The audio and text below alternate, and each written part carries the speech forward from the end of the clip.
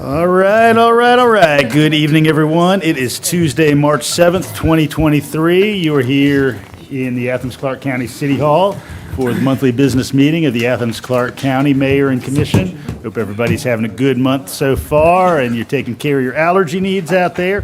We are going to begin with the clerk calling roll for us.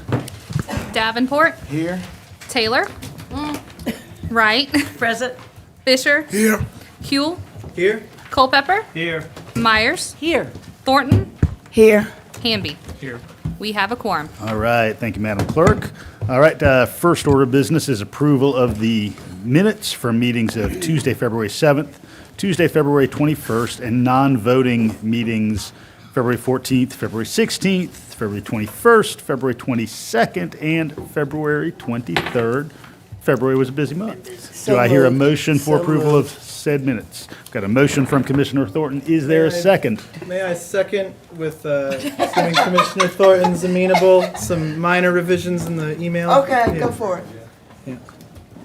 All right, second from Commissioner Huell with minor revisions. All right. Commissioner, if you say a period or a question mark or a comma, it's going to be on. All right.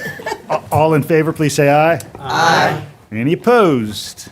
All right, hearing none. Motion carries. Minutes are approved. All right, do we have any written communications this evening, Madam Clerk?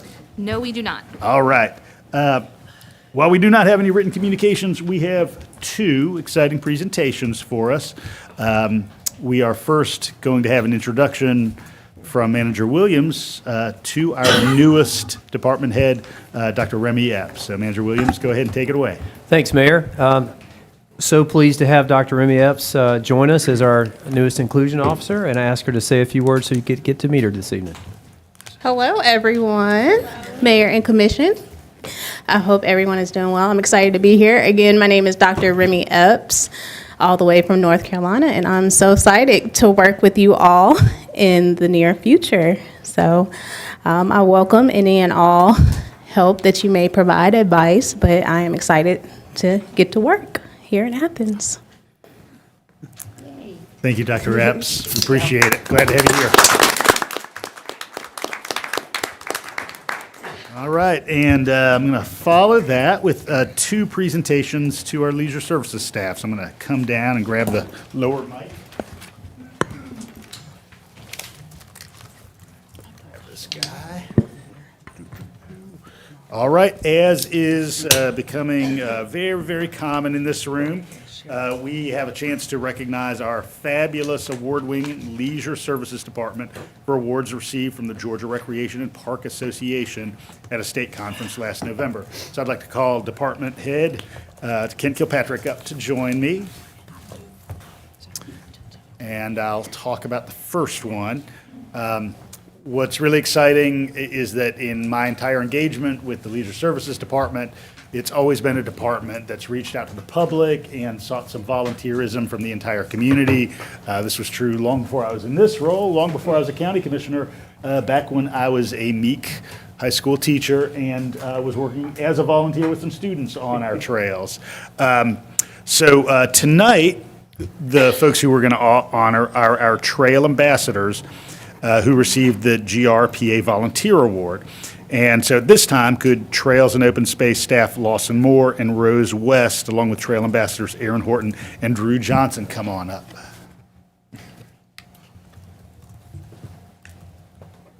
Welcome to come back and volunteer. I'm glad to. I do a little bit. All right, thanks everyone for coming up. Glad to have you here. Appreciate all the work you're doing. So just to orient everybody here in the room and everybody who's watching out there in the rest of the universe, I want to tell you that launched in 2018, the Trail Ambassadors Bike, Hike, or Run on our 50 miles of trails, and they assist patrons by providing current information, directions, and first aid when needed.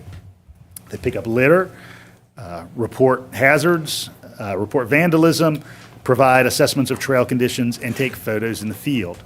And currently we have 61 active trail ambassadors, and Leisure Services provides better trails to our citizens and develops a greater sense of community because of these volunteers.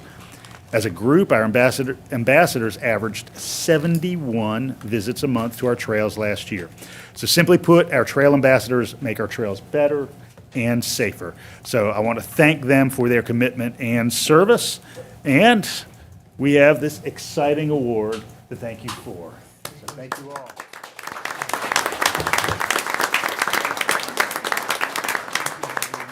Pose for some pictures.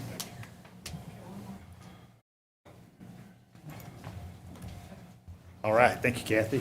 All right, thank you all. I appreciate it. Thank you, thank you, thank you. Yeah. Jackson County next door. All right, we have got another one. So additionally, the department was recognized with the Marketing and Visibility Award for a multi-event publication. You may not think that an annual report for a fiscal year could ever be that exciting, but in fact, it is that publication, the department's annual report for fiscal year 2021, that was the recipient of this prestigious award. The 10-page annual report features the accomplishments and highlights of the past year with a vivid color design and creative use of photos. The publication's layout was developed by the department's graphic design intern, Nick Williams, who has moved on and is now a professional graphic designer. I understand that Nick is watching this presentation online, so congratulations to Nick, and thank you out there for your work. All right, and we're going to take another photograph.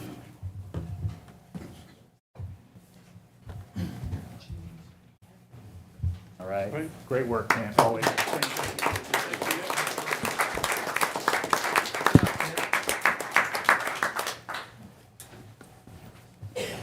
All right, so we are going to have several opportunities for public input tonight. My friends, we are going to have an opportunity to comment on the consent agenda.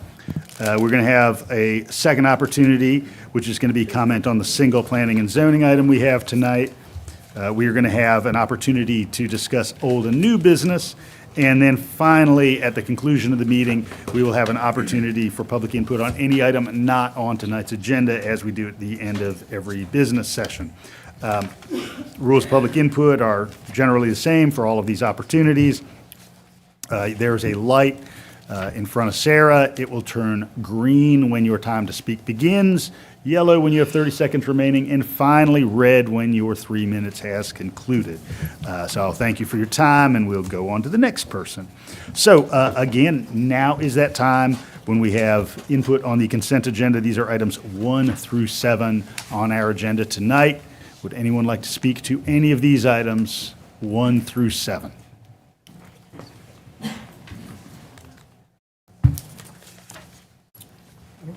Would any commissioner like to remove an item from consent tonight? All right, hearing none, I would entertain. Mr. Mayor, I might remove number 2 for a brief remark. All right, we're going to remove number 2. All right, so number 2 will go on old and new business, and Attorney Drake is going to read the 2 ordinances for us at this time. The second ordinance was with number 2, so I'll just read the first one. First ordinance is related to agenda item number 1, LRC report regarding special events ordinance. The LRC recommended some changes to the special events ordinance. That ordinance was placed at each of your seats tonight. There are no changes in that. It's just that the agenda item wasn't in the correct form for an ordinance, so I prepared this today. So an ordinance to amend the Code of Athens-Clarke County, Georgia with respect to special events and for other purposes. All right, thank you, Attorney Drake. All right, do I hear a motion for approval of the consent agenda, which again is items 1 and 3 through 7? So moved. All right, I've got a motion from Commissioner Myers. Is there a second? Second. All right, I've got a second from Commissioner Thornton. All right, all in favor, please say aye. Aye. Are there any opposed? All right, hearing none, motion carries. All right, so that takes care of the consent agenda. We're now going to move on to the public hearing and deliberation on the single recommendation that we have tonight from the Athens-Clarke County Planning Commission, and this regards 3 addresses on Highland Park Drive. So, Madam Clerk, has anyone signed up for the 10 minutes on this? But they have not. All right, so rules of public hearing are the same, so if you'd like to provide 3 minutes of public input on this item on Highland Park Drive, now is that time. Come on down. Come on up to the mic. And if you would line up, that would be wonderful. That way we can just quickly move. That's you. All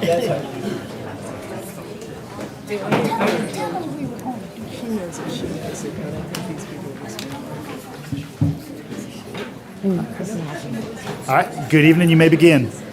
Hi, I'm Chris Church. I live at 194 Highland Park Drive, Athens, Georgia. Typically, when I've been before you guys before, I've done that solo. I brought some friends today. And I also usually have a prepared statement, but I was compelled today to speak from my heart. What I do want to say is it's become evident to me that despite how wonderful this Clarke County community is, there's still some lack of knowledge and fear of what the recovery community actually looks like and what people who are in recovery actually look like, and what we do. Certainly, some of us have made some really horrible mistakes in our life, and some of us have made just a couple of bad decisions. But either way, you know, once we join the journey of recovery, we are in hopes of a better life for the community at large and ourselves. I can tell you that the commission and the county of Clarke County is more happy today because I'm not driving around impaired and costing money or putting other citizens in danger. And, you know, I have to see that this community, this is just a portion of it, and there's still room for growth. You know, people today are dying. And what Freedom from Bondage is trying to do is provide safe, sober housing. I've answered a lot of questions here in the past few days, concerns from neighbors, and addressed some crime report issues and different things like that. But I've learned that there is a huge amount of misinformation about freedom from bondage out there, not just fear of us who live there. I've worked for Freedom from Bondage and lived on site for 13 years, and I have a wonderful life, a wonderful husband, a blended family. Things are good. A lot of our women are like that. I think you're going to hear some of this joy that comes from here. I am more than welcome to anybody that hears my voice today to give tours of Freedom from Bondage, come speak at civic organizations, church groups, and explain more about what we do at Freedom from Bondage and what we as a recovery community can do to improve where we live. Thank you for your time. Thank you, Chris.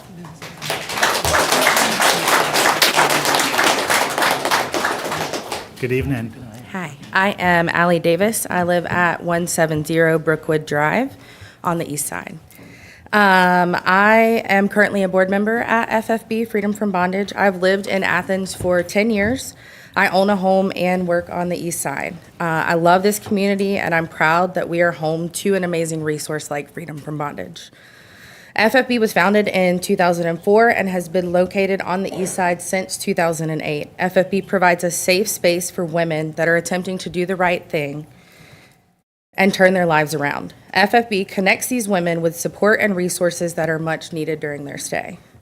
They provide the area with employees and have increased the property values of the homes that they live in. FFB is one of the most affordable options for women in the area, and without it, many of these women would be left with nowhere to go. As a community, I think that we should uplift and support places like FFB. I want to be able to raise my daughter in a community that I can be proud of, and I hope that that community can continue to be the east side that I know and love. Please vote in favor of the special use permit request for FFB so that they can continue to help the women in this community. Thank you, Allie. Good evening. Good evening, Mayor and Commission. My name is Shane Sims, and I reside at 410 Club Drive, Athens, Georgia. Today, I'm the Executive Director of People Living in Recovery. That's a local 501c3 that assists individuals with substance use, mental health, and homelessness. I'm also a certified chaplain of the Athens-Clarke County Police Department, as well as the Athens-Clarke County Jail. Foundational to all this, I'm also a person in long-term recovery. And what that means to me is that it's been more than 25 years since I felt the need to use any mood or mind-altering substances. One of the greatest gifts of recovery is that it gave me my space, not just within myself, within my family, but also within my community. Consequent to my journey, I'm also a certified addiction recovery empowerment specialist. And what this means is that I receive evidence-based training to use my lived experience to help others that are suffering from the disease of addiction. And one of the most popular sayings in our profession, and it is a profession, is that addiction is the opposite of connection. And what this means is that recovery happens within community.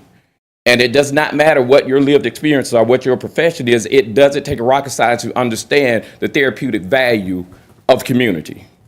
With that being said, in 2019 and 20, Athens, Georgia was considered the recovery capital of Georgia, surpassing even Atlanta. And while I have great appreciation for the financial burden it put us on us as a community, as a director of a nonprofit, I also understand that when we have a righteous and a good mission, you don't abandon the mission because the money doesn't seem to be there. You search for the money so you can carry the mission out.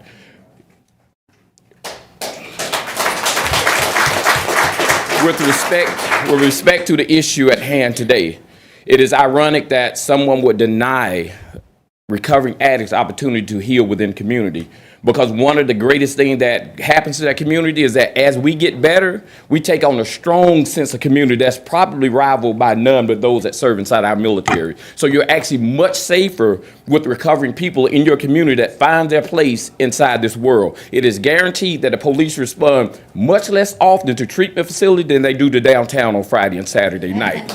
So maybe we need to consider what we're prioritizing. So I urge this mayor, I urge this community, this commission, to give recovery a chance. Let it continue to flourish, because if we remove recovery from our community, addiction is not going anywhere. So when you do find that addict that is unsupported on your doorsteps, coming your window, you have no one to blame but yourself, because you disabled those of us that are giving them the help. Thank you.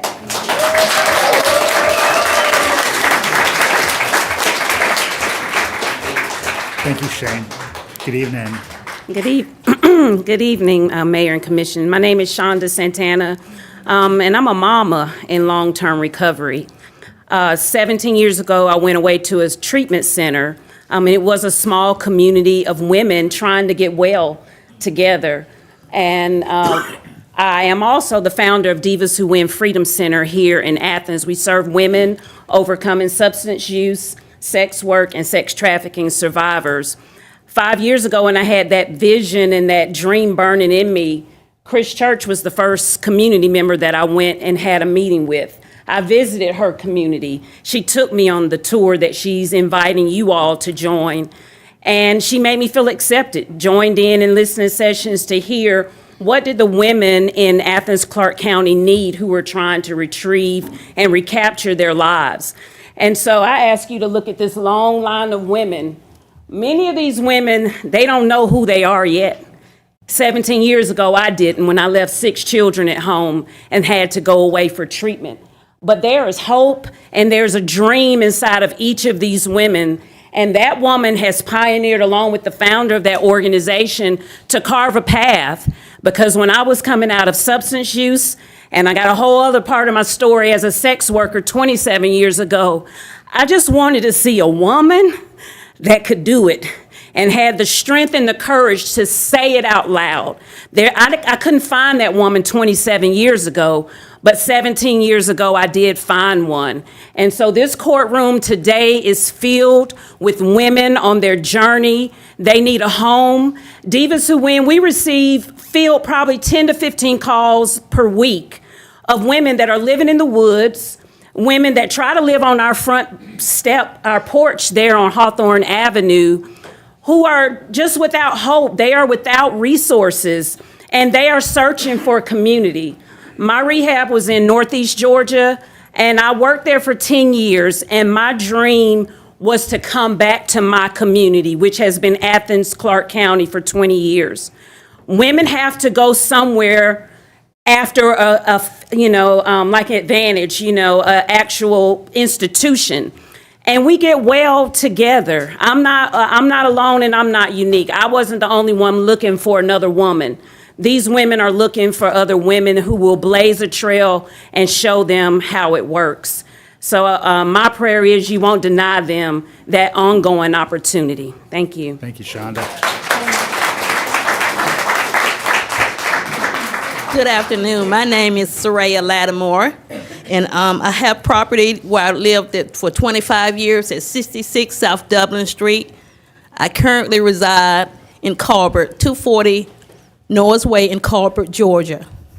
I'm also a woman in long-term recovery, and this is what recovery looks like for me today. Because of places like FFB, I'm also a board member of FFB, proud board member, that there's a safe place for women that want to make something of their lives and do something different. And, because of FFB, it's a safe place for people to recover and change their lives and become productive member of society. Today, I see myself as a productive member of society. When people look at me today, they don't see my past, they see my present. And because of places like FFB, as a matter of fact, FFB was the very first women's recovery center for recovery in Athens. And we are currently the lowest cost recovery women's facility in Athens. And I'm proud that we are affordable, a safe place where women can recover and have a safe place to recover. Because of people like Chris and Kathy who had a vision for a safe place for women to recover and get their new lives today, become productive members of society. Not only am I a board member, I'm also a board member of another recovery facility in Athens. I'm also on the Firefly committee. I've learned to be a productive citizen because I am sober today. That's all I have. Thank you, Soraya.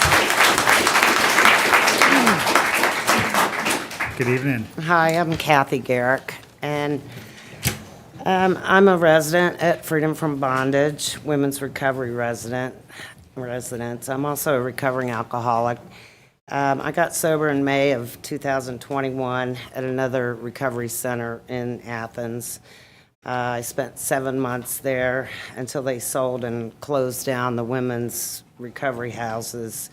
When they closed, approximately 35 women, including myself, were basically homeless and hopeless and terrified. We had nowhere to go. At that time, Chris Church and Freedom from Bondage opened their hearts and their doors and welcomed us into their recovery homes. They have taught me how to live life on life's terms and to be a productive member of society. I have a great job now, a vehicle, and 22 months of sobriety. And I owe it all to God and the 12-step program I'm in, and to Freedom from Bondage for giving my life back to me and my family. Recovery does work, and thank you for letting me share. Thank you, Kathy. Good evening. Hi, my name is Jessica Ellen Neal, and I live at 204 Highland Park Drive. I'm a resident at Freedom from Bondage. March 19th, I will celebrate 1 year sober. This is my second time at Freedom from Bondage. I got my life together in 2019. I graduated, and I went down the wrong path again. And Freedom from Bondage didn't hesitate to take me back. I had nothing. I had no clothes. I had no shoes. And today, I have money in the bank. My children are a part of my life. I have a safe place to lay my head. I don't worry about anything at the house.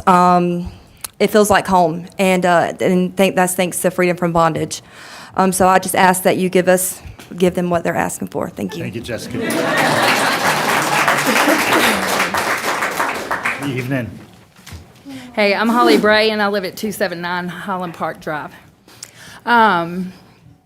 So I'm a technician at Freedom from Bondage, and matter of fact, today I've been working there 1 year. 2 years ago, I lived in a box truck, an abandoned box truck. I didn't have my kids in my life. I didn't have any family. I wound up going to jail June 26th of 2021. I went to a inpatient treatment facility for 6 weeks, and then I come to Freedom from Bondage. where I learned to build a life sober, learned to love myself, learned to love the people around me. And now I have my kids. They come visit me every other weekend. Hopefully soon enough, they'll be back in my home. And like I said, I've been working at Freedom from Bondage for 1 year. That's the longest I've ever held a job in my life. So I ask that y'all allow them to get this special use permit so that they can keep saving people's lives like they did mine. Thank you, Holly.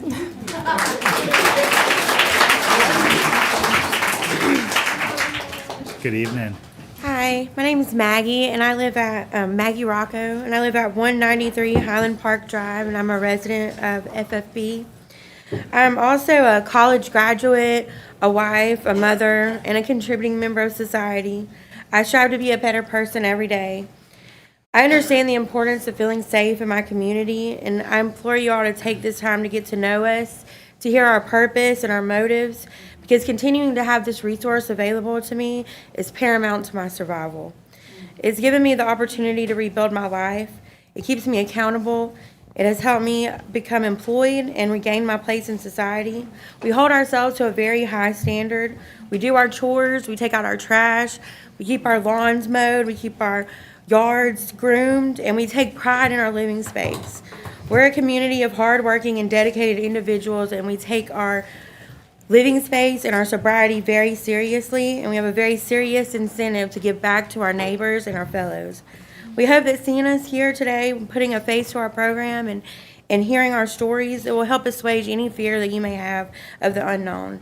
We're not scary criminals, undeserving of a second chance. We're daughters and mothers, sisters and grandmothers. We are women just trying to make a better life for ourselves, and approving this special use permit will allow us to continue to do that. Thank you. Thank you, Maggie. Good evening. Hello, everyone. My name is Valencia Landry. I have been clean and sober for 4 years. Glory to God, glory to God. And I have been living at Freedom from Bondage for many, many years now. Yeah, that's what I say, many years. Y'all, FFB saved my life, literally. When I arrived at FFB, I was so broken. I was hurt, abused, ashamed, homeless. I was just hopeless. It was just overwhelming. Since I have arrived at FFB, I have learned how to tell the truth. I have learned how to pay my bills. Woo! I have learned how to pay my bills, glory to God. I have learned how to work well with others. I have learned how to respect myself. And so much more. There's so much more that I've learned. But the main thing that's happened in my life in Athens in recovery, in 2019, I was awarded the Hospitality Hero of the Year honor. Okay. I'm gonna try not to cry, but y'all, for an alcoholic and a reject and an alcoholic addicted person like me, to be on the front page of the newspaper and to be honored by Athens, not committing a crime, not robbing somebody, but for doing the good, somebody like me. That has been the world to me. I'm still in awe every single day, and I want y'all to look. I came in broken, abused, I had black eyes, everything, but that's not my life anymore. Athens chose to say, you are a quality woman. We respect you and honor you. I used to be a menace to society, but I'm not like that anymore. I am a productive, law-abiding, tax-paying citizen of the Athens community. And that could not have been possible without the love, the structure, and the accountability that I have received and still are receiving from Freedom from Bondage. Thank you all so much for allowing me this time and this opportunity to share the truth about what freedom from bondage really is. Thank you. Thank you, Valencia.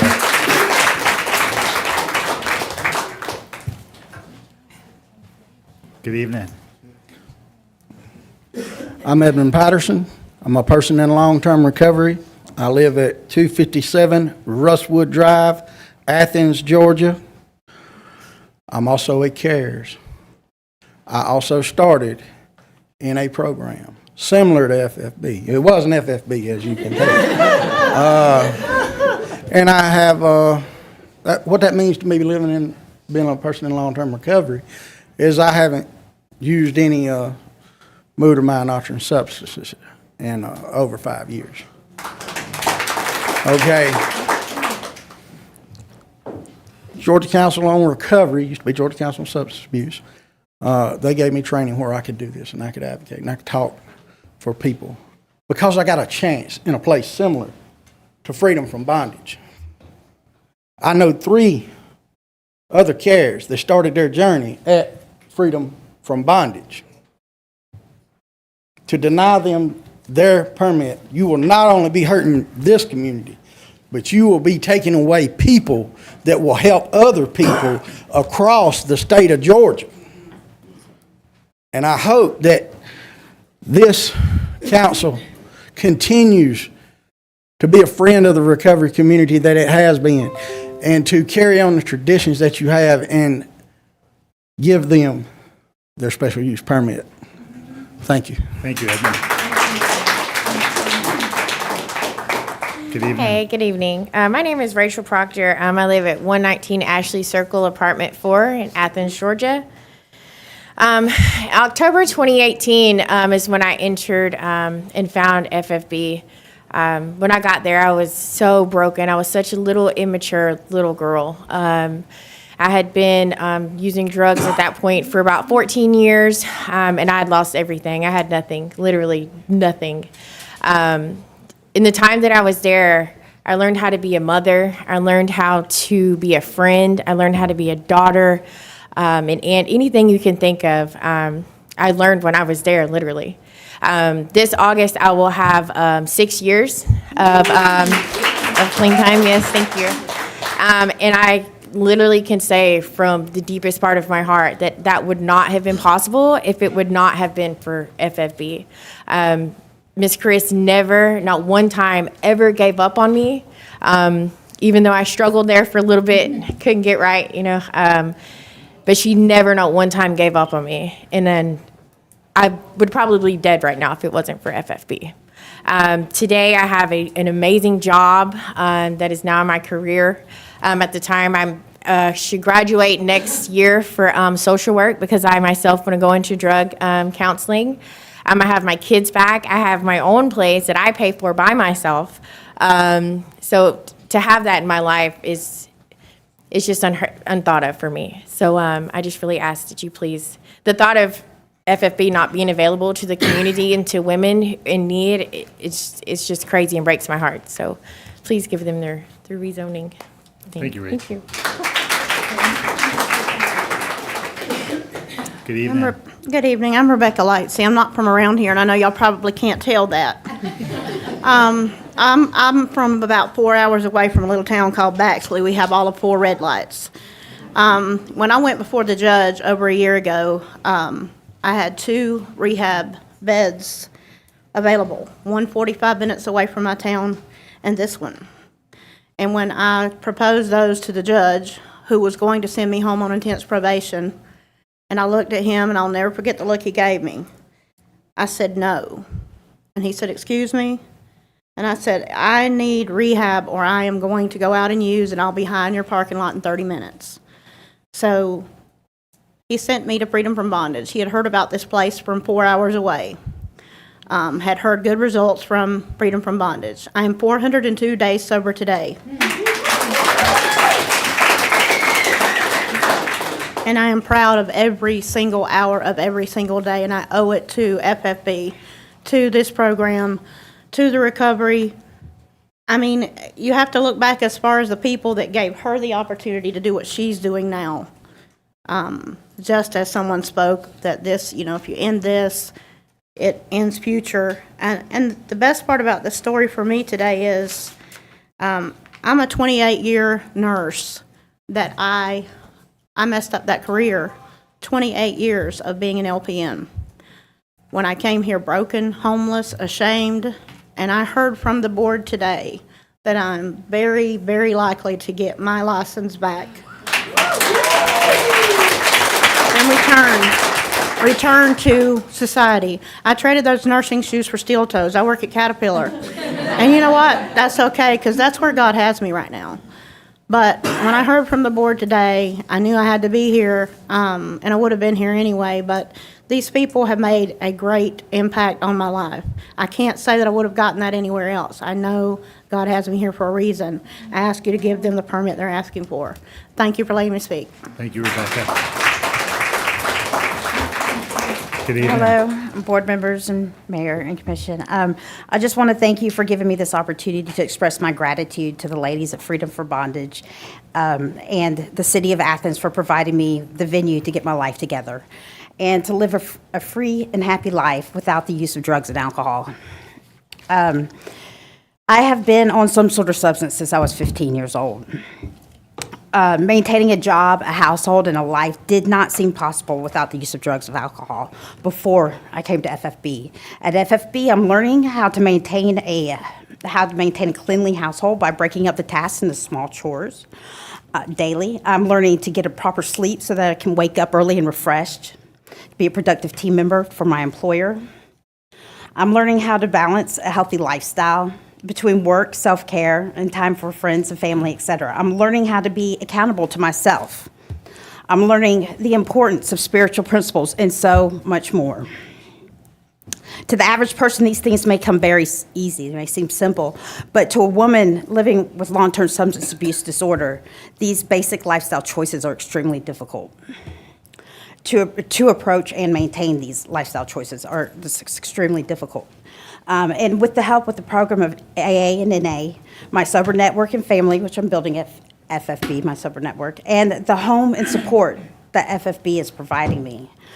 A simple, productive life free from the bondage of substances, jails and prisons, and toxic relationship is now possible.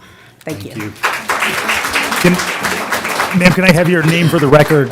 I just need your name for the record. Oh, I'm sorry, Lisa Howard. And I live at 204 Highland Park Drive. Thanks, Lisa.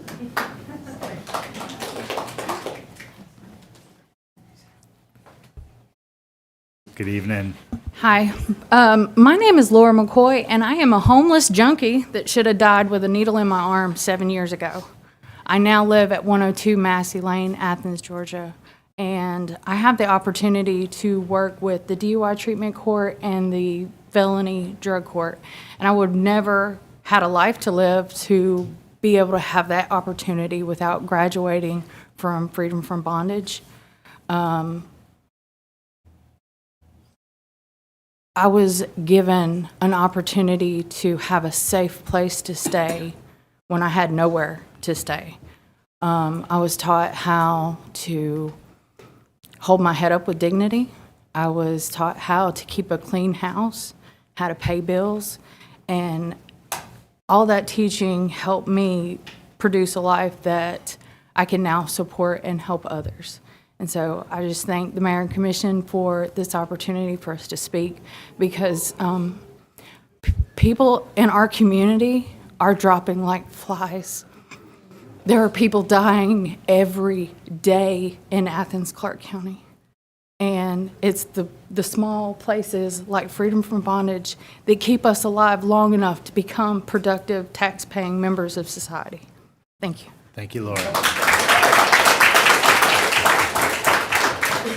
My name is Megan Sis Williams, and I am the proud homeowner of 112 Raven Ridge Court in Bogart, Georgia, Clark County. So I could say a lot of the same things these women have said, and I mean, and it truly be the truth every time it comes out of one of our mouths. But I want to humanize Freedom from Bondage for a minute in Chris Church, because the state had all but given up on me. I was in the prison system multiple times, and they continuously put me there. I had nowhere else to go. They thought that's what I looked like and that's where I belonged. This last time I came home, I went in 2015, I came home in 2017, and parole thought that I needed to be somewhere.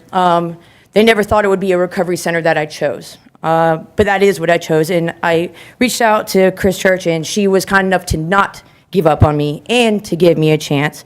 I came to Clarke County in 2017, went to Freedom from Bondage, graduated, and moved out into a one-bedroom apartment with my partner, and we got custody of our daughter back the next year. As soon as we got custody of my daughter back, we kind of outgrew our space rather quickly, and I was lucky enough to go back to Highland Park Drive and live across the street from Chris Church in a townhome that I now paid for on my own.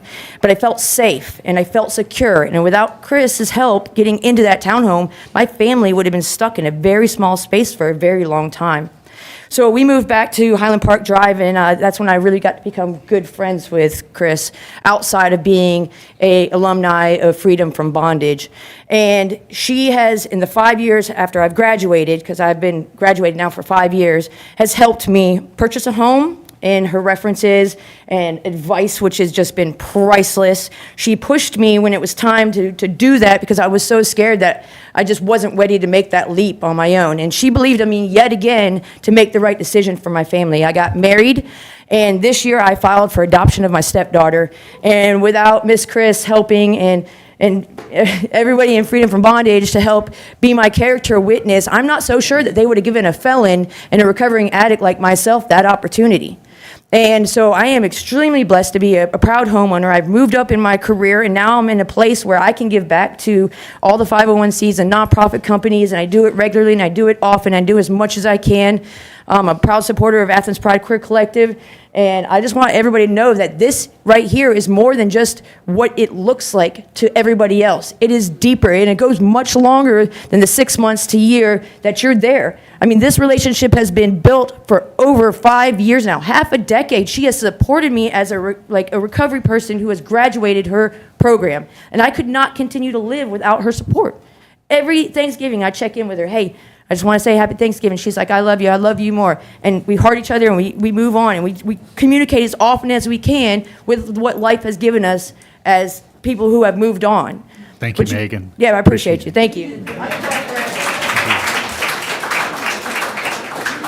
Good evening. Hi, my name is Travis Hill. I reside at 285 Highland Park Drive, and I'm very nervous right now. I'm gonna say that, but I know a year ago I definitely wouldn't be standing up in a room like this full of mayor and commissioner and everybody else. You know, my addiction would have kept me away from this. But I'm also in a recovery program, similar recovery. It's a recovery program. It's on 285 Highland Park's Modern Pathway to Recovery. You know, without recovery, I wouldn't have this way of life. I have a job today. I haven't built all the bridges that I burnt down, you know, are rebuilding themselves. You know, I've had a new way of life. I work every day. I'm able to take care of my child support, send my kids money, you know, and over time things will get better. All bridges ain't mended now, but they will come back. But without these programs, the recovery program and the network you have behind these programs, I would be lost. I was living in a tent behind a house, riding a bicycle, doing everything you could possibly do wrong. Now everything in my life is right. You know what I'm saying? Everything ain't perfect, but it's a work in progress. You know, and without these recovery programs, a lot of us would be lost. We wouldn't have no network. We wouldn't have no families. But a lot of us didn't have no families. We lost our family, and this become our families. You know what I'm saying? And there's people in FFB that's from my hometown, you know, that I've seen make a complete change, you know. And but we need this. Without this, a lot of us would still be lost or dead. You know, I've also seen a few people. I ain't never been introduced to overdose in my life, you know, and I've seen it from my own eyes. It's real, and it's scary. But this program saves lives, builds families and networks, and for us who don't have family, this is our family, you know. And there'll always be that connection, even when we're gone, you know. And I'm fixing to graduate my program in 3 months, you know. And it's scary going back out there, because no matter our life change, addiction's still out there, waiting on us to come back out there. But as long as we have our network and people like Ms. Chris and Shane Sims and Edmund Patterson, with these programs, we'll always have people to go to. If y'all shut that down and take it from us, Some of us ain't got families to go to. We won't have our people to get advice from. So I just ask y'all to let this bill pass and approve what needs to be approved. Without it, we'd be lost. Thanks, Travis. Hello. Good evening. My name is Brooke Harris. I reside at 192 Highland Park Drive. I don't have a lot of clean time yet. I've been sober for about 45 days. But what I do know is my last couple weeks in addiction were some of the worst I ever had. I've lived in an abusive marriage for the last 10 years. And without FFB, I mean, I wouldn't have a safe place. I wanted to get sober, but I just couldn't. And I didn't have anywhere else to go. And they never came up on me. I couldn't even get sober to get there. It was real hard. But it feels like home. When you walk in those residences, it feels like home. It doesn't feel like a rehabilitation facility. It just feels like home. And that's what it is to us, and that's the way we treat it. We treat it like our home. And thank you, guys. Thank you, Burke. Good evening, ladies and gentlemen. My name is Kenneth Burdett, and I'm a resident of Highland Park Drive, Modern Pathways to Recovery. I'm an addict in recovery, but I'm also an alumni of Mercer University, class of 92, go Bears. What you see sitting behind me and beside me, ladies and gentlemen, is the backbone of our community. I ride the bus with them. I go to meetings with them. I'm healing with them. Whatever decision made here tonight, if it's in a negative, I disagree. Thanks, Kenneth. Evening. Hello. My name's Paige Colley, and I reside at 225 Lone Star Road, Bogart, Georgia. I was once a resident at FFB, and I graduated December 19th of 2022. Since then, since I've graduated, I have my own house here, and I have my own car, and I get my kids back this summer. When I just heard about this was happening, maybe about an hour before the meeting had started. So I left cookies in the oven, and I told my boyfriend, you got to get these out, because FFB, they showed up for me, and I had to come and show up for them. And that's just how important that I graduated from RSAT, and when I left RSAT, I had nowhere to go, and I was at Leandale State Prison, RSAT. And it was a really rough place. And from that transition, I was really scared. My anxiety was through the roof. And I had people that I could rely on and lean on. And that was the people at FFB. And I love them to the moon and back. But thank you so much for letting me come and speak. I had to share my story. Thank you, Paige. Evening. Hi, Mayor, Commission. My name is Nicole Kavanaugh, and I work right down the road at the Athens-Clarke County Courthouse and reside in Bogart, Georgia. I have had the privilege of working alongside Freedom from Bondage and with Chris Church, their director, for several years. Initially, I worked with FFB in my capacity as a mental health and substance abuse probation officer at the former Georgia Department of Corrections, and now as a coordinator of the Felony Drug Court. In both positions, treatment and accountability are of the utmost importance. Under Chris Church's direction, I have never questioned whether or not someone would be monitored or held accountable for their behavior while being taught life skills and connected to the recovery community here in Athens. In my 16 years of working with this population, I have traveled all across the state and to a few other states as well, and heard from many professionals working in substance abuse about how they wish that they had a program like Freedom from Bondage. I'm continuously impressed with how far they go to ensure that they're doing the best for these women and the community at large. I'm proud to stand here and to support a place that has been so instrumental in reuniting healthy women with their families and integrating them back into the community as responsible citizens. It's harder to measure the qualitative data, but you're kind of seeing that here. But it is easily observed. The best people I know are in recovery, guys. And they don't always advertise that status or where their recovery started.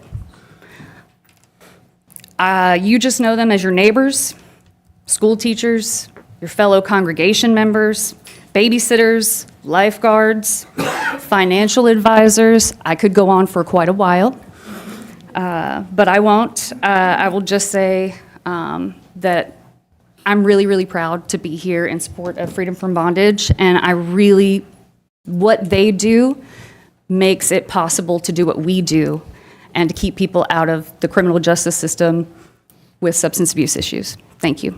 Thank you, Nicole.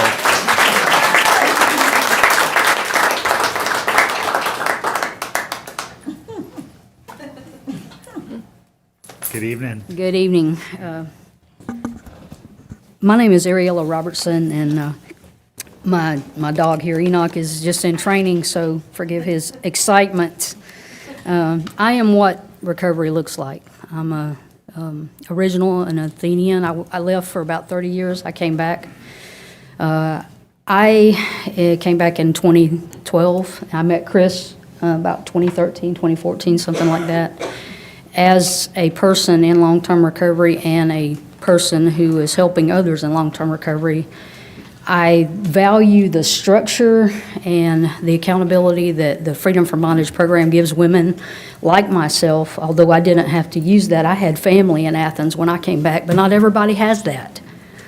I am a survivor of domestic violence, and sometimes you just don't know what to do in that situation until you have to experience it, and you need someone to help you navigate those waters.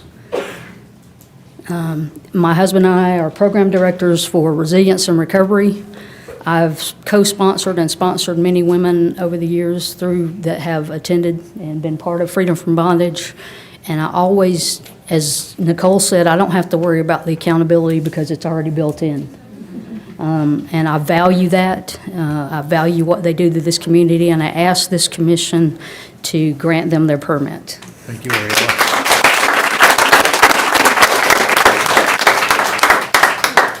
Good evening.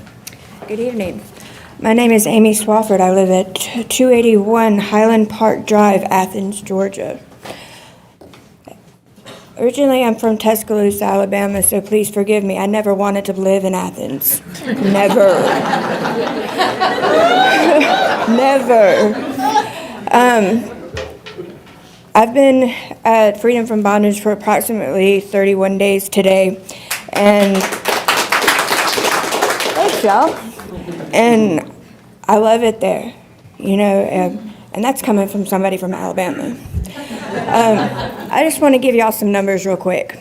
As of 1/1/22, there were 332,403,650 U.S. Americans. Of those Americans, 106,699 people died from drug overdoses. That's according to the CDC debriefs. More than 90 Americans die every day from opioid overdoses. On the 35 years of age to 44 years of age is the group that is experiencing the most of opioid addiction. There has been an increase from 1999 of 781% drug abuse in the U.S. alone. Can you imagine, without places like Freedom from Bondage, what the death rate would be? I can't. I know I would be one of them. Can you imagine if it was your mother, father, sister, brother, son, daughter, grandchild if they had nowhere to go.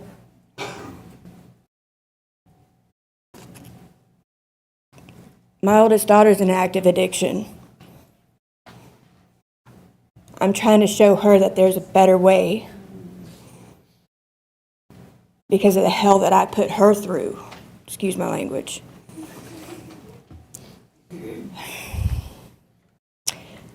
Maybe somebody else could have a better way for their child. Mother, father, sister, brother. Thank you for letting me share.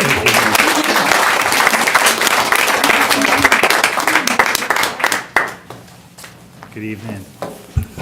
I wasn't going to speak, but I felt compelled because my heart's just about to burst. My name is Kathy Tate, and I live at 1574 Lloyd Nelms Road, Nicholson, Georgia. And I have 34 years sobriety myself. But we did not have a women's recovery residence in Athens, and of course I wish that we had done it sooner, but we didn't. But I was 17 years sober, and I got sick and tired of meeting women at recovery meetings that had no place to go. And my sponsor would not allow me to take them home with me. So we were at a recovery retreat in Greenville, South Carolina, and about 7 of us met under a tree, and we decided that we needed to do something about it. And so we started the work, and it took work for a couple of years for us to get the money together to be able to open our women's recovery residence. A fellow that had a recovery residence here in town, he and I talked, and outside of like Potter's House, not including that, there were 110 beds for men, and there were none for women. The only place that a woman in recovery could go was at that point in time was for the state, and that was only if they had children. And so there was no place for them to go.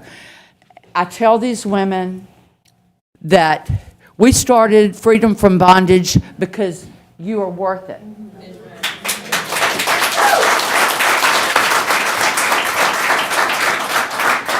I hope y'all are going to let us continue to do what we do, because after hearing all this tonight, we do it well.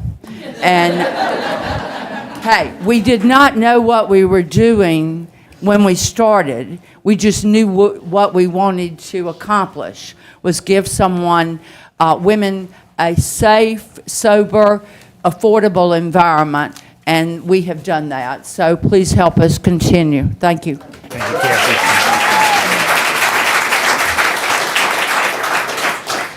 Good evening. Hi, I'm Cindy Gailey. I live at 281 Highland Park Drive. So, the way I got started at FFB is my daughter had me locked up. That is horrible when you own kids. But, and in that process, she had my lawyer come see me. And I had heard of Freedom from Bondage in the past, but I just knew it was in recovery because I'm not from Athens either.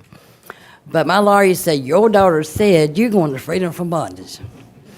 Because it's not just us that know it's awesome. It's countywide. They know Freedom from, I've heard so many other people from different counties come here, and they are awesome. But our kids also know we're safe at Freedom from Bondage. We know we're safe because of everything we have there. And it's sober living. My daughters, I worried my kids so much. But they know where I'm at today, that I am safe, and they do not have to worry about me. So it's just not us being safe. They are safe also. And that's all I got. Thank you, Cindy.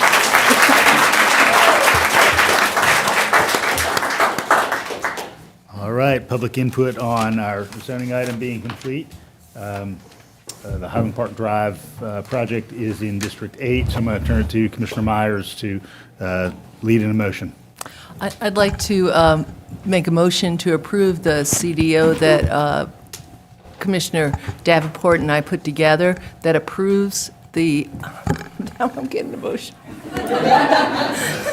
That approves the permit and with the condition of some, what was that wording, Patrick? Trees and some undercover in the back. We know it's in the wording. Second that motion. All right, I've got a motion from Commissioner Myers, second from Commissioner Davenport. Commissioner Davenport, any other comments as seconded? Yes, I would really like to thank Dr. Myers and Ms. Church for their hospitality and showing us the facility. I understand there's some people on the east side who have concerns, but you know, as a Christian, this is an ideal place. There's already 2 other facilities over there. They do great work, and Ms. Church is very disciplined in making sure that place is well run. So there should be no concern for residents in neighboring neighborhoods. But like these are individuals in our community, and they're getting the help and the support that they need. And but I do wholeheartedly like to thank Dr. Myers, who is very relentless and just making sure that the T's are crossed, the I's are dotted. I woke up, it was Friday or Saturday, I was like, we need to do this, and she had already got it done. So thank you for being diligent on this subject. Any other input from members of the body? Yeah, I just would like to add a few remarks because just for everyone here, my colleagues as well, Patrick, Commissioner Davenport and I did have a visit over there, and I think it was Burke. Took all your names down, but I can't read my handwriting. That said, it feels like home, and those homes that we went into really did feel like home. We had a couple of neighbors with us, and someone shared in their neighborhood group and on social media that we were going over there, and as a result of that. I haven't gone back and looked how much, but there were several social media postings that were not very kind and not very positive. I appreciate each and every one of you who came out here tonight. We, not only for this project, for this and what you're doing over there, but we are dealing with a lot of funds that we make available to, and some with our American Rescue Package funding for mental health, for substance abuse, for homelessness. You have put a face on this tonight that we have not had. Thank you.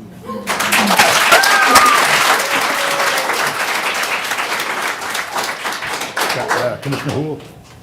Thank you, Mr. Mayor. I really appreciate Commissioner Myers' remarks, and I really appreciate everybody who came out. Everyone who spoke tonight before us, Mr. Mayor, was somewhere else before they were clean and sober and in recovery. I think too often this body hears primarily, sometimes entirely, from folks whose safety concerns are very different than the concerns we heard tonight. We hear people speaking their opposition to projects like this, I would say often from a place of ignorance, because I think if they saw or heard what was said tonight, they'd probably, hopefully, feel differently. We heard from people who were homeless, who relapsed over and over, who were in and out of jail and prison, who came here from hours away, who aren't, quote unquote, from here. And we heard people talk about how recovery happens in community. One person said, I was a homeless junkie who should have been dead 7 years ago. Another person said, I had family in Athens when I came back, but not everybody has that. Plenty of people said, I'm not from Athens, even though they're here now or they were here before.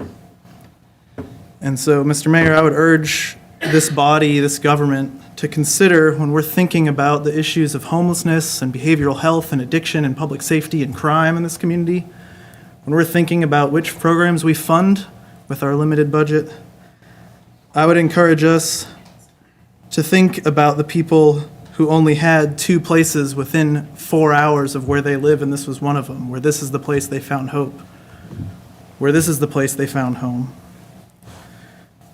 And I would urge us to think that those we've heard from tonight who are in recovery represent where everyone else who's currently not could be, if we make the right policy and budget decisions to help them get there. Thank you. Thank you, Commissioner.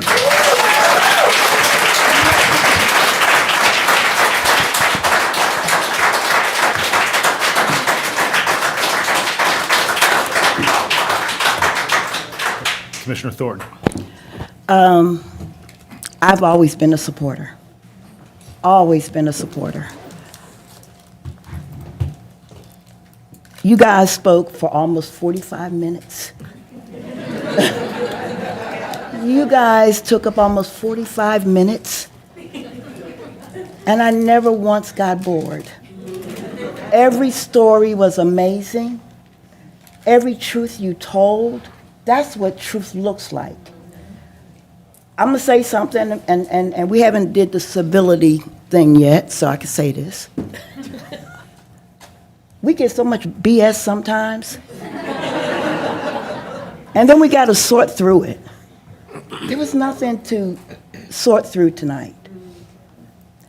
This is probably the second time on my time on commission that somebody had the nerve to mention God. It's about the second time. We like to play politics, but the things we do, there's something and somebody bigger than all of us. And I appreciate that from the bottom of my heart. Carol said that there were some negative comments because of you moving forward. I'm going to mention God again to Carol and anybody else. What people have, the devil has negative for you, God can turn it around good.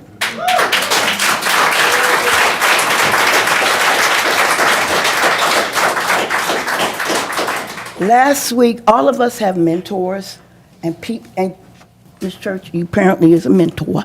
I had a mentor that we funeralized last Saturday. Her name was Miss Cora Johnson down in Soperton, Georgia. Somebody from Baxley know where Soperton is at. And she had a saying. She said, know what you want, know who has it, don't leave until you get it. You're going to get it tonight.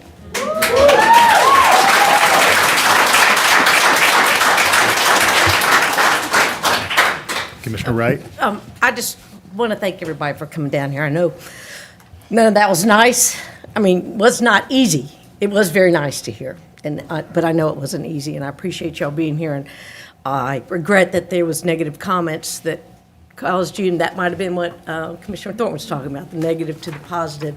But if negative comments were out there to make sure that you knew where we stood, I wanted to be clear that when we voted on this in September, we're only voting on it again because the law, right, said you have to have a 6 months, a first reading, and then 6 months for it. This would have passed 6 months ago. This has passed before when we've helped as needed. And so I just want to thank you guys for coming down here, even though it was going to pass anyway. Thank you, Commissioner. For special use, I believe you have an ordinance to read. Attorney Drake. An ordinance to amend the Code of Athens-Clarke County, Georgia, with respect to special use approval in the RM-1 mixed-density residential zoning with conditions district on the approximate 0.77 acre parcel of land located at 189, 191, and 193 Highland Park Drive, and for other purposes. All right, thank you, Attorney Drake. I want to thank everybody for coming to the podium to speak your truth. There's a motion from Commissioner Myers and a second from Commissioner Davenport. All in favor, please say aye. Aye. Any opposed, same sign. Hearing none, motion carries. Thank you all.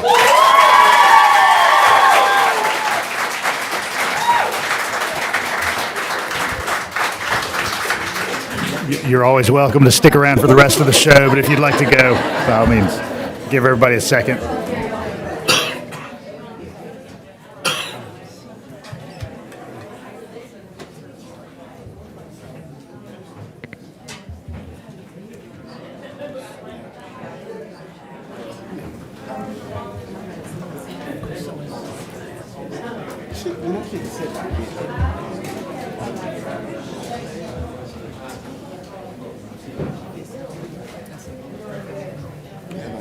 Doing the break with this, sit right here. Probably more comfortable. Keep them there. Use them there. This is Know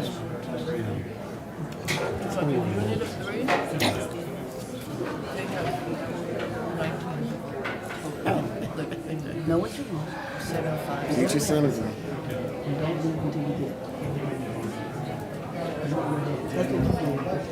Oh, yeah. All right, everyone, we are going to move on to old and new business. And so those are items 2 and 9 through 21. 2 and 9 through 21. And so now's the time for public input on old and new business. Again, 2 and 9 through 21. Come line up if you'd like to speak to any old or new business item. Again, 2 and 9 through 21.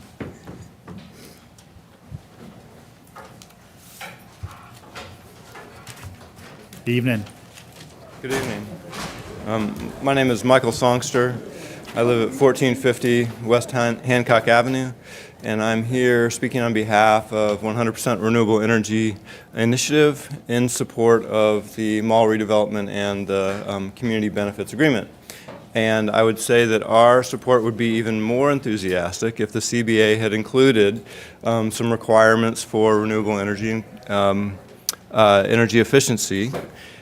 But I think that it's worth noting publicly that the newly enacted IRA has opened up a slew of tax credits that have been expanded and enhanced that will be available to the developer, and I encourage them to take advantage of those.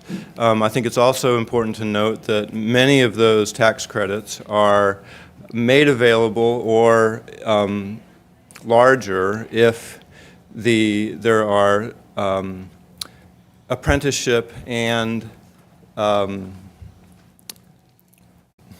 sorry, mine went blank. Prevailing wage standards that are met. So the other thing is I was a member of the Community Advisory Board for the Clean and Renewable Energy Plan. One thing that we discussed several times was the sphere of influence of Athens-Clarke County government in enacting the plan. And you know, for what Athens-Clarke County does within its own organization, there's lots of influence. Outside of that, when we talk about private development, there's less influence. But I would say that when we are providing a significant amount of public money for development, I think we're well within our rights to expect that that development would help us enact a plan that we have adopted. So thank you very much. So for future, you know, TAD and other things like that. Thank you, Michael. All right, other input on old and new business? Good evening. My name is David Bradley. I live at 316 Ashbrook Lane. I'm the president of the Athens Chamber of Commerce. And tonight, y'all, I'm a pretty proud Athenian. That was pretty solid right there, what we just heard. Thanks for your work. I dare say that there's not many people across this community, including me, who understand the time that you put into it. So regardless of how you vote on this matter or anything, thank you for your work. The Board of Directors of the Athens Area Chamber of Commerce supports the proposed redevelopment plan for the Georgia Square Mall property. We know the public engagement is high, but we believe that the community benefits that you've negotiated are valuable and provide extraordinary benefits to the project. Among those, not limited to, but among those are 20% of the property is going to be green space. There's a new transit station that will be on site, 4,000 square foot daycare center will be available, and traffic congestion will be eased somewhat through modified traffic patterns. Although we all know that traffic on Atlanta Highway is going to have to be reworked in some way, shape, or form, regardless of what happens with this development. But community benefits that we don't talk too much about. We expect $4,000 in retail sales tax annually that will be able to go to Clarke County when the build-out of this development takes place. We expect over 1,000 jobs at this development with an annual payroll of $48 million. We will have 1,200 residential units designed not for student housing, but designed specifically for public housing. And lastly, as this project begins to build out, we will see a literal and figurative fresh coat of paint and economic resurgence of the Atlanta Highway Corridor. Y'all, these benefits are generational and transformational. Finally, consider this as a local developer who is tied to this property both financially and emotionally. And I dare say that this developer is probably going to have more insight and more emotional connection to changes in the plans than a developer from outside of the community.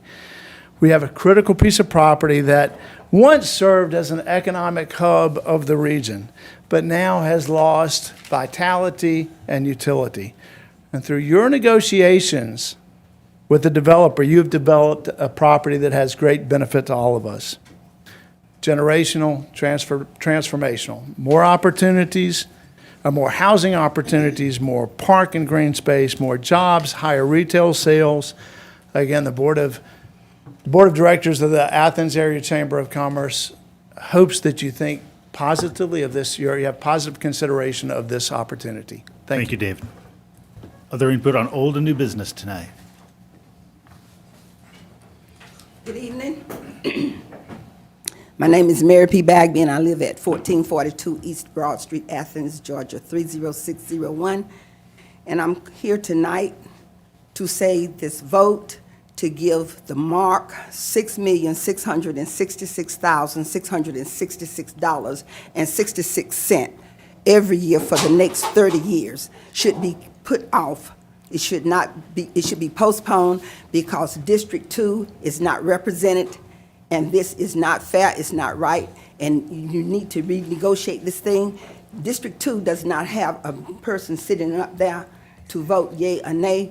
And another thing, Mayor Kelly Gert said on the radio Monday morning that mall is worth $25 million.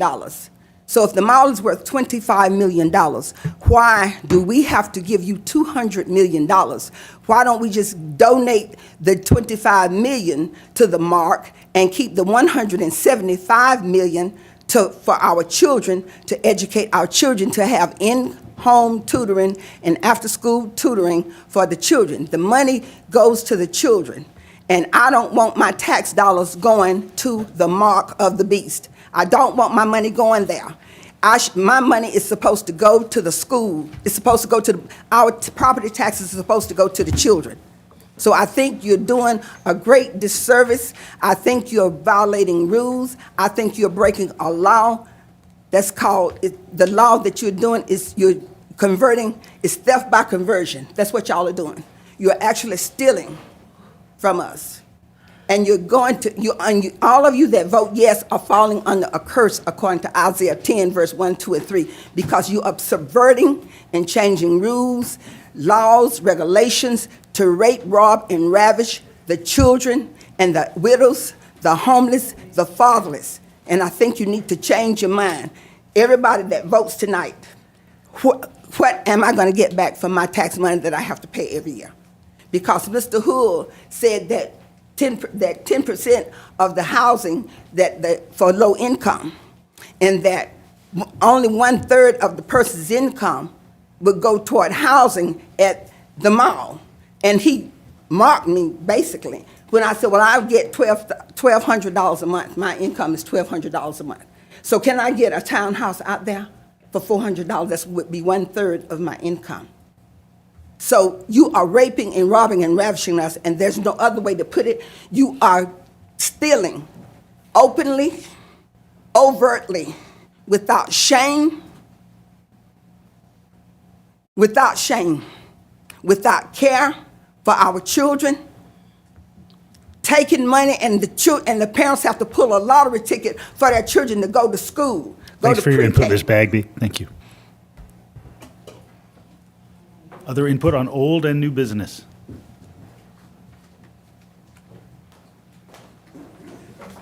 Evening. Good afternoon. My name is Pastor R.A. Hill. I'm the pastor at Shekinah Glory Worship Assembly, and we're located at 3180 Atlanta Highway, Suite C. And I'm the property owner of 108 Bristol. and 66 Dublin, and 375 Shelf Fund, and about 17 others, but I live in Banks County. I'm here tonight for something that I probably could have got done in an email or call, but when something rubs me the right way, I believe in responding to it.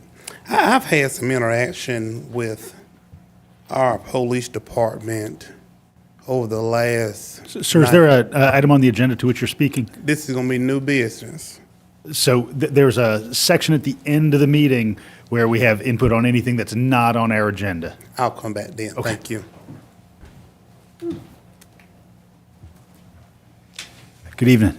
Good evening. Hi, folks. My name is Stephen Wright, and I live at 101 Woodlake Drive in Commissioner Culpepper's district, and I'm just here to support the mall area redevelopment. It's been a long, winding process, and I would just like to appreciate Commissioner Houle for the town halls that he put on. They're really informative to me and to the hundreds of other folks that were there. I would like to thank the development team. I think generally through this year-long process they've been acting in good faith. And I think that this project will really give us a generational opportunity to provide a lot of good housing opportunities in a county that severely needs it. So thank you all for your time, and I hope you vote in support of it. Thank you, Stephen. Any other input on old or new business this evening? Hi, Mara Zuniga from Winterville, 1365 Cherokee Road. I was in the mortgage business back in the 90s when regulations were lifted. And there's a reason I want to say this about the 20-odd years that I worked. I worked with the minority. I worked with a lot of minorities to get them homes. Now, there was some things when I started in the business I did not know. So there's things that I wrote up applications without really knowing too much about anything. But there was a lot of programs out there that were made pretty. They were made pretty, but there was a lot of money to be made of those pretty loans. The benefits that were outlined about them did not really specify the money that was being made by big banks, which we saw later on in 2008. The biggest, the people that came out losing the most was the homeowners, such as the taxpayers will be losing the most in this situation with the mall. There are a lot of pretty things that are being said, but there's a lot of numbers involved. Even in the FHA 203K, which is a loan that was made to help renovate homes for the purpose of helping minority people and vulnerable people, it was good. But you know what? It was based on some numbers after approved value, which those numbers can be finagled too. That's another thing that I learned. Numbers, especially when it comes to big numbers, they can be finagled. In 2008, the homeowners lost out, appraisers went to jail, lawyers went to jail, and I knew a lot of them. You know who didn't go to jail? The bankers. They got bailed out by the government. And basically, when people know how to do things, they do them. And when money is involved, we really have to understand what's behind it, especially when so many pretty things are being outlined. So I ask and I challenge each commissioner here tonight, do you thoroughly understand?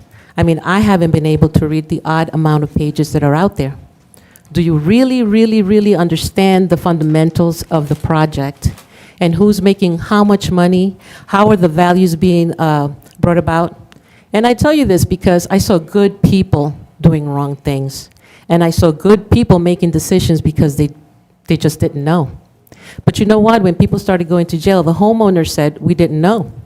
But you know what? The government doesn't care if you don't know. The people at the top design things, and when it has to do with a lot of money and benefits are being outlined, especially, I would say I challenge you on the minority part, because that's the one that I'm concerned about. The minorities who have to pay the higher taxes, and what kind of benefits are they getting back? Are the benefits are just peanuts in a bucket with somebody else's bigger pot of peanuts? Because then that wouldn't make sense. So I'm not necessarily saying no to this situation. I'm just saying, please look at it. If you need to take more time to look at it, take more time to look at it. Because I think there's a lot of questions that people, citizens, need to have answered. And Thank you, this Mara. being rushed through, It's not doing the citizen. And by the way, they'll be stuck with a 30-year something. Well, in the FHA 203K loans, Mara, thank you for your the time homeowners tonight. were stuck with a 30-year loan. It didn't make a difference because it looked like they were small bits of increments, but in the end, they paid for it. So please look into it more. Anyone else here to speak to old or new business this evening?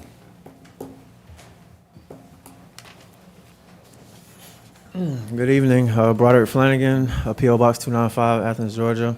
I'm here to speak about the mall redevelopment. Economic Justice Coalition with the Worker Center, we do want to say that we support the Community Benefits Agreement, but we also want to say that it could be better, the process and both what's on paper. There's been a lot of development over the years in Athens that's been happening that hasn't been so inclusive. And I think this is part of starting the process to become more inclusive, to figure out how to include minority businesses at a high degree, a high level, to figure out how to do better by wages. And the apprenticeship piece is something I want to specifically speak to because I had been working with the Clarke County School District alongside while this process was going on to really figure out how can we get apprenticeships for our students. We did site visits in Madison, Georgia, where they have had a program since the 70s in construction and electrician and other allied trades.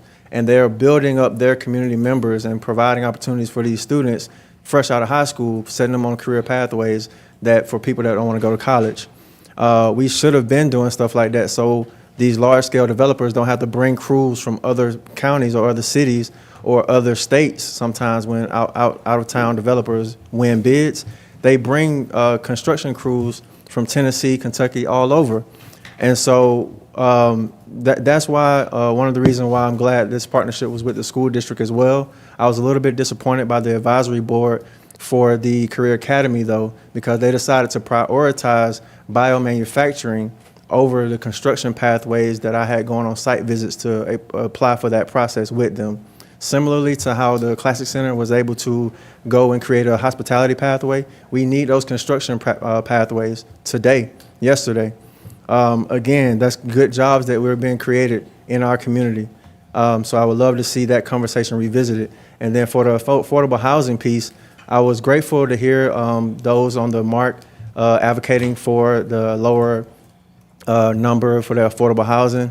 What Ms. Mary Bagby was speaking to is totally correct. A lot of these houses on this development won't be affordable because they were using the area median income of the Athens area, which includes Watkinsville, which is $82,000.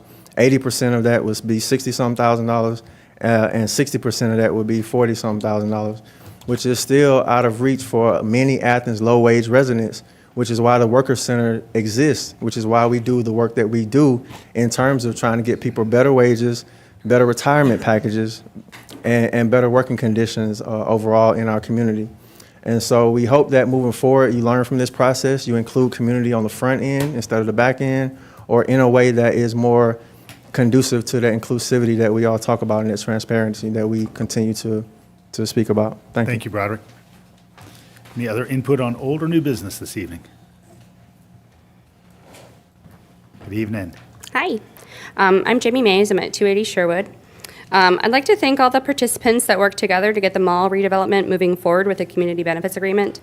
I'm hopeful that you will vote to approve the mall area redevelopment tonight. I was encouraged to hear about the negotiations that brought the expansion for affordable housing from 80% to 60% AMI. While this is more affordable, there is still work to be done to create housing that is accessible and truly affordable to those with the greatest need. In future drafting of CBAs, I'm interested in seeing more input from the community throughout the drafting that aligns with that aligns an equal amount of power to the city, the developer, and the community. I also see a need for additional measures made for long-term accountability that involve the community directly in the long-term oversight and implementation. I think more can be done to expand on the processes for drafting future CBAs and to increase engagement with the community so that the CBAs will be an authentic reflection of the communities that are most impacted by these developments. Thank you. Thank you, Jamie. Other input on old or new business? You can line up if anybody else is. Seats are comfortable. So I see some new faces up here, so I want to introduce myself. I'm going to be speaking on the mall redevelopment.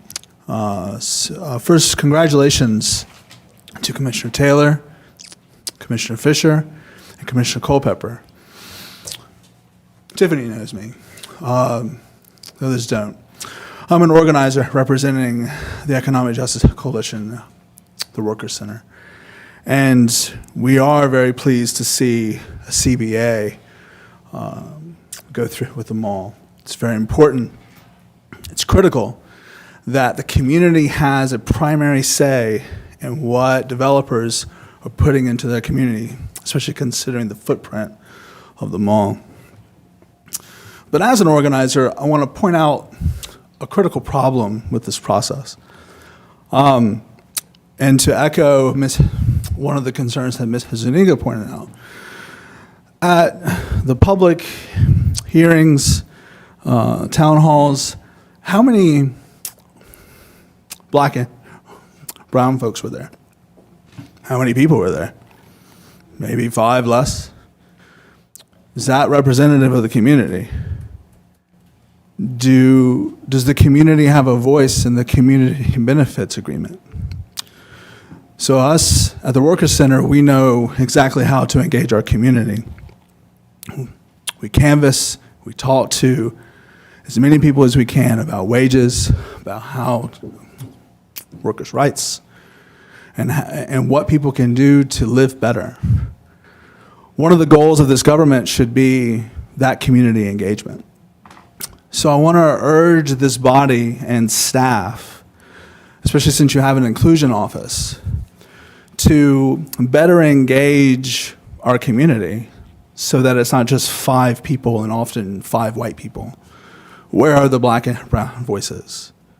Especially when a big part of the CBA is to uplift minority businesses. Where is their engagement? Because they have a stake in this. And if that capacity, if you don't have the capacity for that, because you all are doing a lot of very important things, I want to urge you to reach out to the Workers' Center to fund our work. We are putting together an ARP proposal to do exactly this, to engage in the community and bring folks to the table. So we can work together on this. But as you vote on this matter, and I hope you do approve it, but approve it with a caution. You need more people to give their voices, and more people that don't look like me. Thank you, Joey.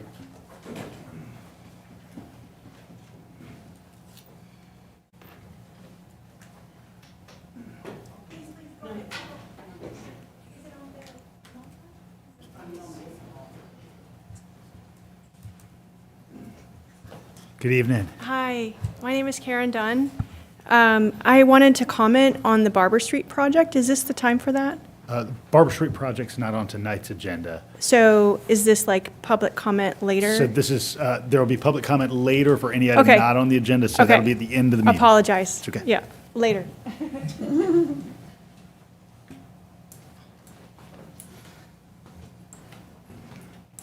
Hello. Good My name evening. is Lisa. I want to talk, is it on the agenda for the 2.5 million? 2.5 million For homeless services. for the homeless service? Okay, I'm not talking about the mall, but I'm just talking about all in general. Houses for the homeless. Still people are out there that was displaced, that are not being able to get their services that they were supposed to get. I did get some of mine, which where they said 6 months would end this month. But it's still like he was saying, I'm seeing more of not black people getting what they need. And the money is coming in. When they said at the library, what will you do with this money? And so this 2.5 million is only 1 million going to the homeless. And the rest of the money is going to new services. What new services? When you need homes. So I'm just saying, think about us. Because let me tell you something. It's a lot of blood on y'all hands. It's a lot of blood. And I tell you one thing, just like the University of Georgia, rallied that night, that day, and lost that boy that night, the same thing can happen. And when that happen, you're gonna have to give an account. Lisa, remind me of your last name for the record. Walker, W-A-L-K-E-R. Walker. Thank you. Appreciate it. Anyone else here to speak on old or new business tonight? My name is Dale Duncan. I'm a resident of Oconee County, but I own property in Clarke County. I'm at 3810 Atlanta Highway, which is the shopping center in front of Goodwill. I've been to two of Mr. Hoole's meetings. I've come to the last three of these meetings. I don't want y'all to forget the property owners around the mall. We have tried to, well, even back when Ms. Denson was here, the mall was going down. We spoke of a revitalization for Atlanta Highway. I went to a few of the meetings. It pretty well fizzled out because you can't revitalize something when you've got a big elephant sitting there that's empty. I also own property downtown Athens. When the mall opened in '79, Athens downtown just went stale. The mall was the newest toy on the box. Everybody went there. Now Athens is, downtown Athens is flourishing again. I do appreciate the people coming back to downtown Athens, but we've got a very big eyesore there. But the people around the mall, if you look, has been trying to keep up their business and do as well as they could with that eyesore.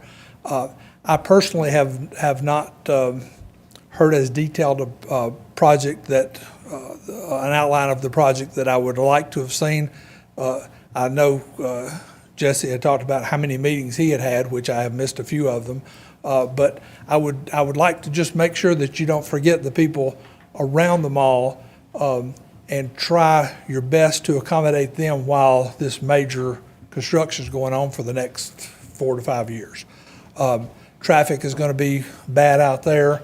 The people in the neighborhoods around there are a little bit worried about how that's going to help their getting out of their homes because you've only got an entrance on both sides, and I'm at one of the entrances. Commissioner Hoyle talked about the hot zones for traffic and the wrecks that happen. Right in front of the mall is one of the major ones.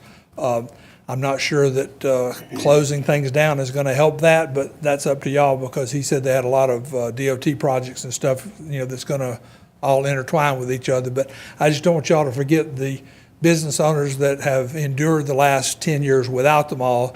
And just remember, you've got other people out there besides this one project. Thank you, Mr. Duncan. Any other input on old or new business tonight?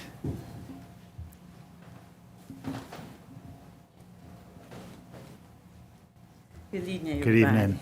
my name is Linda Stevens. I'm a community leader in the community, and I just want to react in what Mr. Broderick said about the Wicker Center, and they are doing a good job. And I think we as residents of all colors should work together and make these projects work for the community's sake, not just for a political reason. I think we should make it work for the community and come together and stop being divided, but work together, black, white, Hispanic, and everybody. And I just want to let y'all know that I'm involved in the community, doing voter registration, and anything I can do to help the seniors in Athens. And we need affordable home in Athens, because with my income is very low, but I make it work for me because I am a senior citizen. So I think we should think about the seniors of Athens and stuff and lower the rent or however what it take to do. But I think we definitely need to work with the Wicker Center and Broderick and other committees that want to bring minimum wages and get people out working and get them trained to work to do the job instead of bringing people into the community, because we got some skilled people in Athens. We just got to find them and get them encouraged to go to school and do the work that needs to be done. Thank you. Thank you, Ms. Linda. Anyone else here to speak to old or new business items tonight?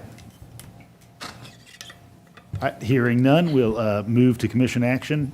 First item is number 2, the market survey study regarding the sheriff's office. Commissioner Hool, you asked this to be removed. Yeah, thank you. I think I just felt uncomfortable passing it without, I'm going to support this item tonight, but I have a lingering concern I felt worth mentioning, which is just that, I'm not convinced that the salary study that we've done is going to solve the problem that our sheriff's office is facing with recruitment. The entry-level position for the sheriff's office is still clocking in at a lower salary than it is for PD, and I think we all know that they're recruiting from a similar pool of people when we're talking about recruiting from inexperienced people who are coming in from the ground up. And so I hope that we'll continue to work diligently through the budget process and with some of the other HR work to find a way to help us fill those vacancies. There's a huge vacancy issue with the sheriff's office, and its ripple effects go, well beyond what we might think of with a typical office's shortage. We have a very high jail population right now, and a shortage of people being able to take care of the folks who are incarcerated there. And so I hope that we will, as expeditiously as possible, work to do more than what this item is going to do, although I do plan to support this item here. Just like to make a motion? I'll make a motion to approve, sure. I second. All right, I've got a motion from Commissioner Hool, second from Commissioner Thornton. And just before further comment, can we read that ordinance, Attorney Drake? Yes, sir.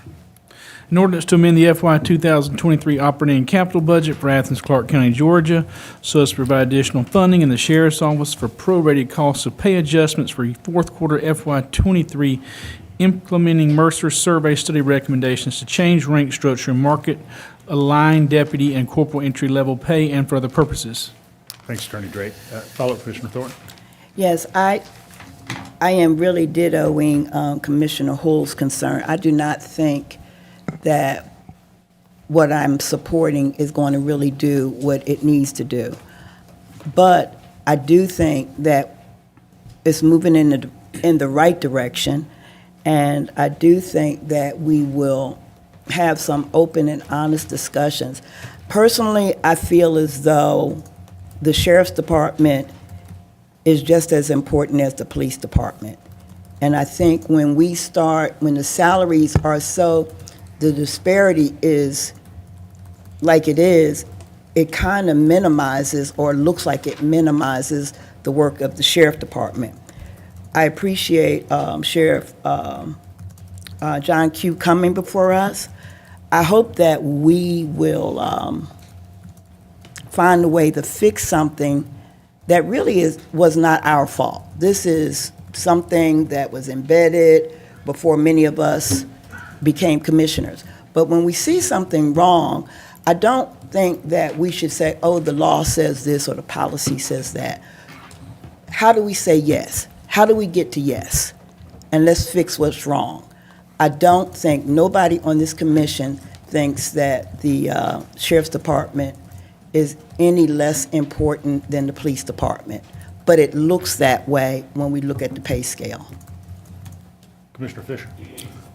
So, also to echo Commissioner Hoyle and Thornton, I'm just sort of amazed. It seemed to me that in the Sheriff's Department are losing their officers to ACCPD. That's a fact, according to what Sheriff told me.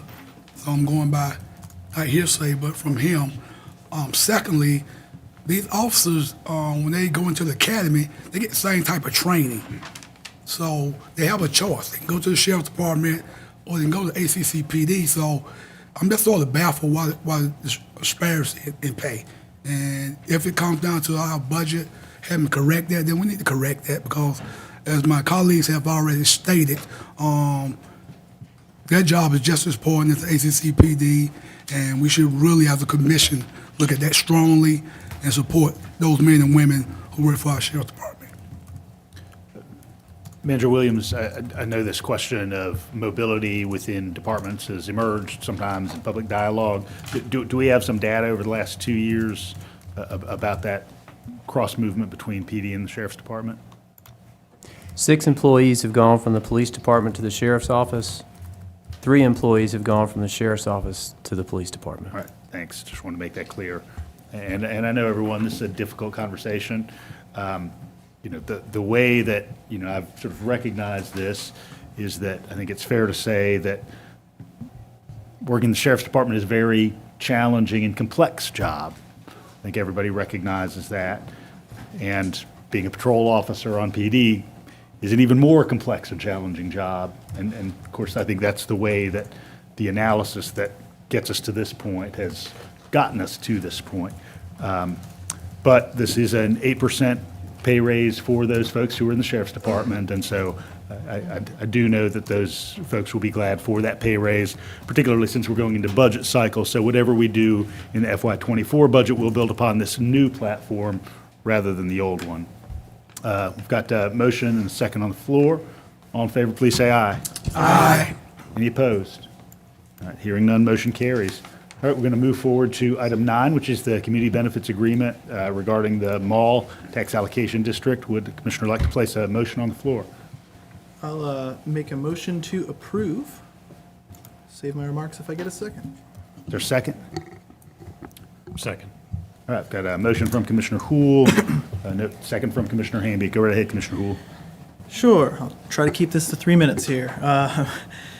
For anyone who's wondering, there will be more town halls on this topic. We've got plenty more to talk about for sure. I think I'll save a bit about the zoning and the design for that subsequent vote that's coming up next. But I want to speak to the community benefits agreement. It has been a long road to get us here. The first plans were filed. Of course, the people working on it were working on it for quite a while before they filed. But those are filed back in December of 2021.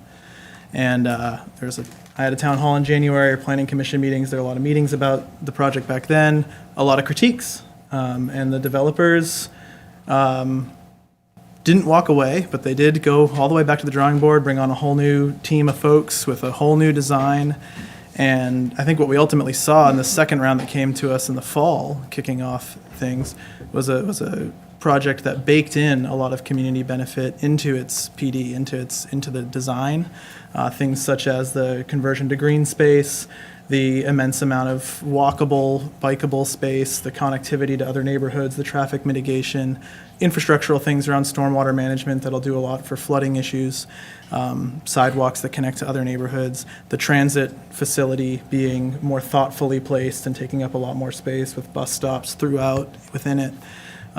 Those are all big things. There's also an affordable housing component baked in at that time at 80% AMI. And of course, between those two applications, we had our TAD district that we had approved. The process for getting involved actually got off the ground. We hired the staff member in the economic development department. We formed the committees. So there was a bit more of a process for the developers to apply into, but it was, I think, a learning process for all of us to get through that. And definitely not without its warts. I think one of the things we've really learned is that we need to bake in community input sooner and probably in a more robust way, formally, beyond just whatever town halls I can put together myself.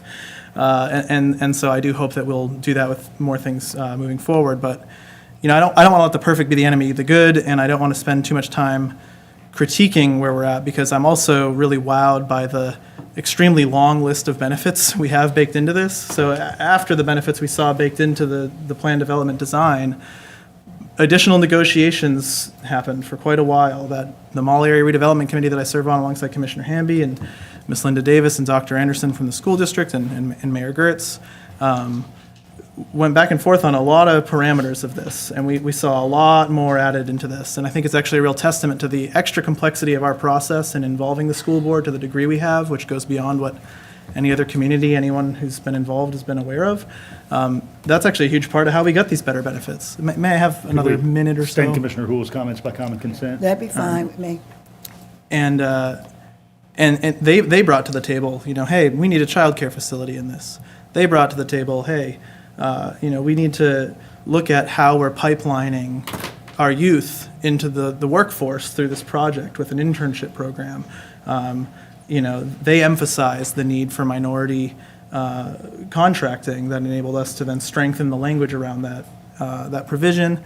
And also in those negotiations, and I can definitely thank my colleague Commissioner Hamby for digging in on this. I think it felt late in a way, but it was also really when our conversation got going in a robust way that he started to emphasize 60% AMI and not 80. But of course, the school board actually brought that to us as well. So I say all that to say we built in a lot. And, you know, we had our attorney's office and Mr. McCrae, who our attorney's office is contracting with on our behalf. We're working weekends, we're working late nights to try to make this happen because in order to get us here, we also had to go through multiple extensions that cost the developer some amount of money. I'm not sure how much, but I imagine it was a handsome amount. And I think we've really arrived at that point where, you know, we got to act today or the whole thing probably falls through. And I'm glad that the action today includes a community benefits agreement I feel very proud of, and I hope that this body can stand behind it as well. Again, it's not perfect, it's not everything. I think we can build from here, but I think it is very, very good. Thanks, Commissioner. Commissioner Hamby, a seconder. Sure, I'll just say a few things. In trying to work with the community benefits, it was, you know, Dr. Anderson who was very strong in helping to get the 60% AMI in there at 10%. We had asked for 60% at 20%, but going to 10% at least gets us 100 of the units available for affordability. I'll also say this, one of the things, aspects I like about it that we worked on with is the 14,000 square feet for small minority women owned businesses and business enterprises. And that's at the same rate that the police department's paying. So we have a police station out there for that we pay about $188,000 a year. The small minority women business enterprises will be paying the same discounted rate for the next 30 years. And we'll speak just for a minute about the safeguards that we've put in place for this TAD and for this particular project. It just encompasses the mall property. And to Mr. Duncan's point, there is a TAD district that allows other properties around there to also as the TAD grows in funds within that TAD district to receive some assistance in helping create that halo effect that we heard so much about. Because I do believe that in this day and time, the halo effect can be created, but it needs a stimulus to help create it. The mall said that is hopeful that we'll do that, but I also think on our end we need to be mindful of that. And if it's not happening, we need to make sure to step in with the extra other TAD dollars to make sure it does happen. The safeguards are, you know, they're getting 29% or $182 million, whichever is less. So it is over 30 years. That does give me a bit of heartburn. I think it gives a lot of folks a bit of heartburn because that's a long time. But certainly as the mall is making their investment and their taxes, and they're paying their taxes back into the system, they have to get reimbursed. So, and they get reimbursed through a process through a verification agent. There will be a verification agent over the next 30 years to verify that each of the reimbursements are eligible expenses to get reimbursed on. But they have to pay their taxes first in order to get reimbursed on that. So, you know, there's when you're in this sort of process, I think there's a lot of lessons learned that we can talk about at another point in time. But I think for tonight, we've put some safeguards in place. There are some community benefits. I would have liked to see more community benefits, to be honest with you. I mean, I think that we had these, and I'm gonna hush here in just a second. I see that red light going off, but we'll allow you to extend comments. Oh, I'm sorry, Mr. Commissioner Thornton says I'm mumbling. I hope y'all want me to repeat everything I just said. Okay. All right. Well, I'll stop for now, but and I'm hopeful that this project, one other safeguard about this project now, and we've seen this several times on this commission, that this is a large PD. It's got a lot of different components to it. It's you know, they've got 7 years, 2031 to have it completed by. You know, as with most PDs this large, at some point they may come back and want to change the PD, and when they do that, that triggers a change in the CBA. So if we're not doing what we're supposed to do as far as making sure the benefits are there for the community, there is you know, if a change is asked for, it triggers a whole sorts of other things. So thanks, Sean. Thanks, Commissioner. Commissioner Fisher. Thank you, Commissioner Hall and Mike. I guess the biggest thing is, and we've been hearing a lot about this, this is the first project that I know since I've been living in this community that's going to be local. We're spending that much money. Second thing is, as an African American that's leading this charge, that has never happened in this community before at all. The third thing is, our children, they are going to benefit from it with the apprentice program. That he's going to make sure that happens as being a part of this project. One thing I've asked him to do was to mentor, or even come speak to some of our kids about how he got into this business, because I think it's important. But we've never had a project this large that's led locally, that's going to be about local dollars, local contractors, and I know the folks that he employed, they look like me. They're carpenters, they're electricians, and they're plumbers. So I think that's important that the community know this. We just need to be mindful of that, give them an opportunity. But moving forward, when we have other tasks, we need to be just as aggressive for community benefits. I look at the Classic Center Arena, which is in the TAD, and we got no community benefits out there except for a pay wage. We want to put a daycare center in there, but it went silent. So as we move forward with other tasks, we can be just as aggressive when we do community benefits, especially when we go into other districts that look like mine, or look like Commissioner Taylor. We can be very specific about what their community needs and what they want, and involve our community in these projects moving forward. Thank you. Other input? Commissioner Myers? Yeah, I've actually had a lot of time to think about this. I was not on the mark, but because of the situation where I am retired from my 9-to-5 job, I took looking into this very seriously, and I had the time to do that. I feel that put me in a fortunate position compared to my other colleagues who are juggling a whole lot of other things. To someone who spoke about looking at everything closely when we were up there, I threw everything together in a binder today. This is just the stuff from this mark that I was looking at, and I know there are a bunch of documents that are not there. I also watched many of the mark meetings, and I have to thank Commissioner Houle and Hamby and Mayor Gertz. They kept pushing our attorneys and our special attorney, who was focusing on this, the developers. They asked questions, they critically analyzed, and they kept pushing to get the best deal for the public good with the lowest risk. And I want to make similar thanks to the board members, Linda Davis and Mumby Anderson. They also made changes. There were changes when I was listening to the meeting a week ago where I texted Commissioner Houle and I said, how are you going to get this done in the next week? But they did.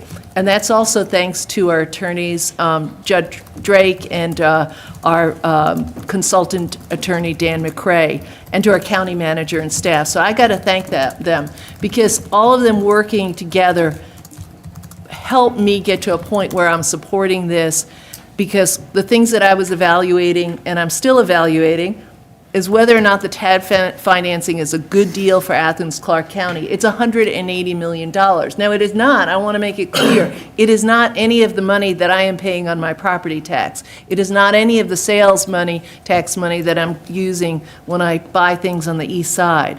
It is coming from the money that the future revenue from the much improved mall. But I was trying to figure out whether or not TAD financing is a good deal for Athens-Clarke County, and whether the risks to the county, the future commission, and the taxpayers were minimal and acceptable.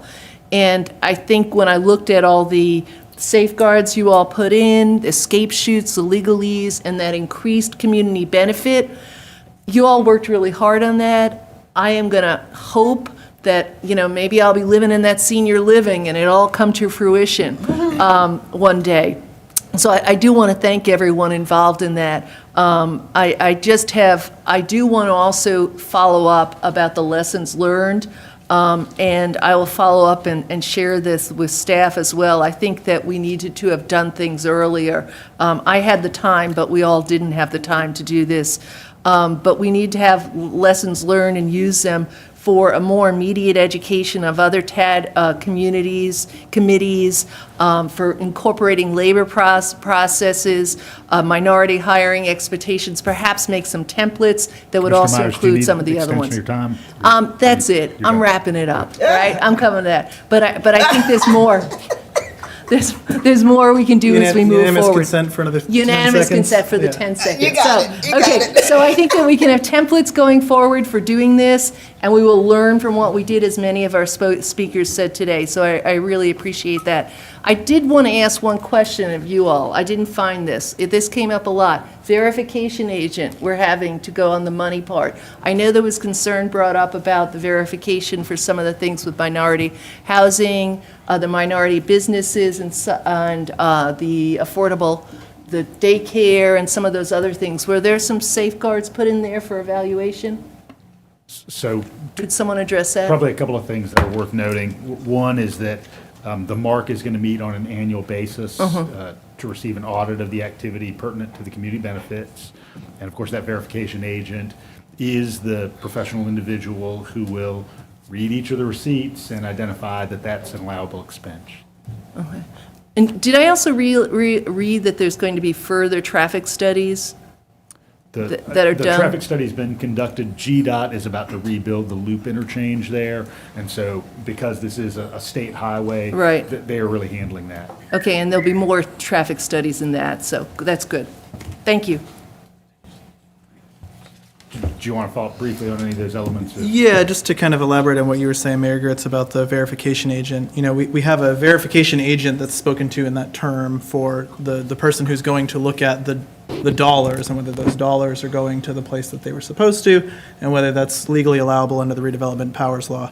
But then some of the things that are maybe a bit more subjective to analyze, like some of the things that Commissioner Myers spoke to, the MARC has these annual meetings, but will also be the body it moves through if there is a requested change to the PD. So in either or both of those scenarios, those are opportunities.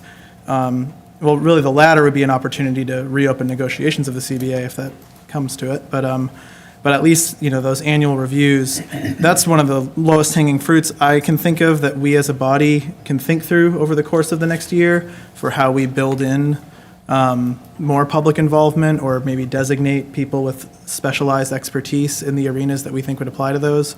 We have, and if not public involvement as that oversight, although certainly hopefully public involvement for feedback, staff. And so we have staff in HCD through the inclusionary zoning policy that's dedicated to look at the affordable housing component. We don't really have something comparable for some of these other provisions, and so that's something that I think we're going to have to work out and develop. And of course, there's probably going to be budget implications there if we're talking about staffing. So, Commissioner Thornton. Yes, I actually did not know this train was going to derail when it did, because I thought it was just a great idea when I first heard about it, and I thought it was going to be comfortable to all of our needs. But the devil is definitely in the details, and I do appreciate learning and understanding the AMI. I don't know anybody that's in my close circle that makes $82,000 that could afford to live there. To me, that was, I just, and that would have been a deal breaker for me. So I'm glad that Commissioner Hamby was able to negotiate that at least and get it to below the 60% AMI. I want to try to address some of the things that I heard tonight from some of the speakers.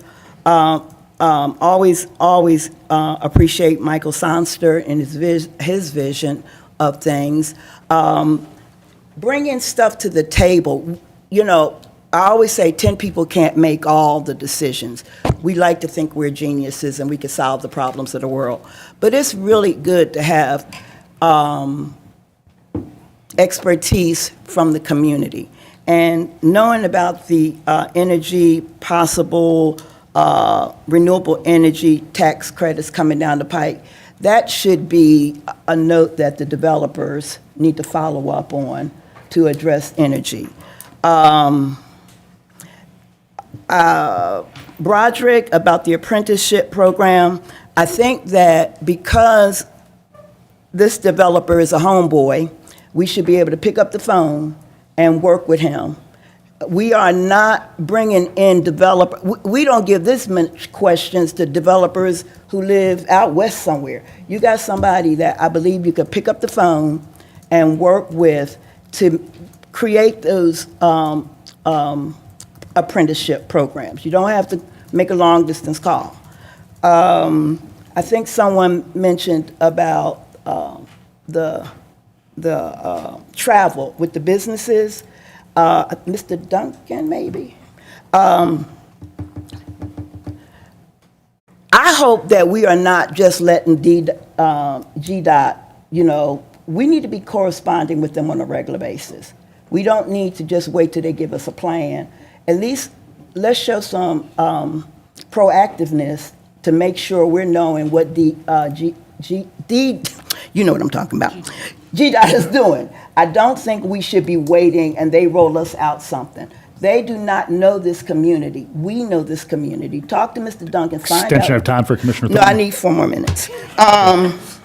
And the last thing I want to say is I don't think we as a commission were as prepared as we should have been on community benefits. And I'll give credit to Mr. Flanagan. He has sent us 2 pieces of information.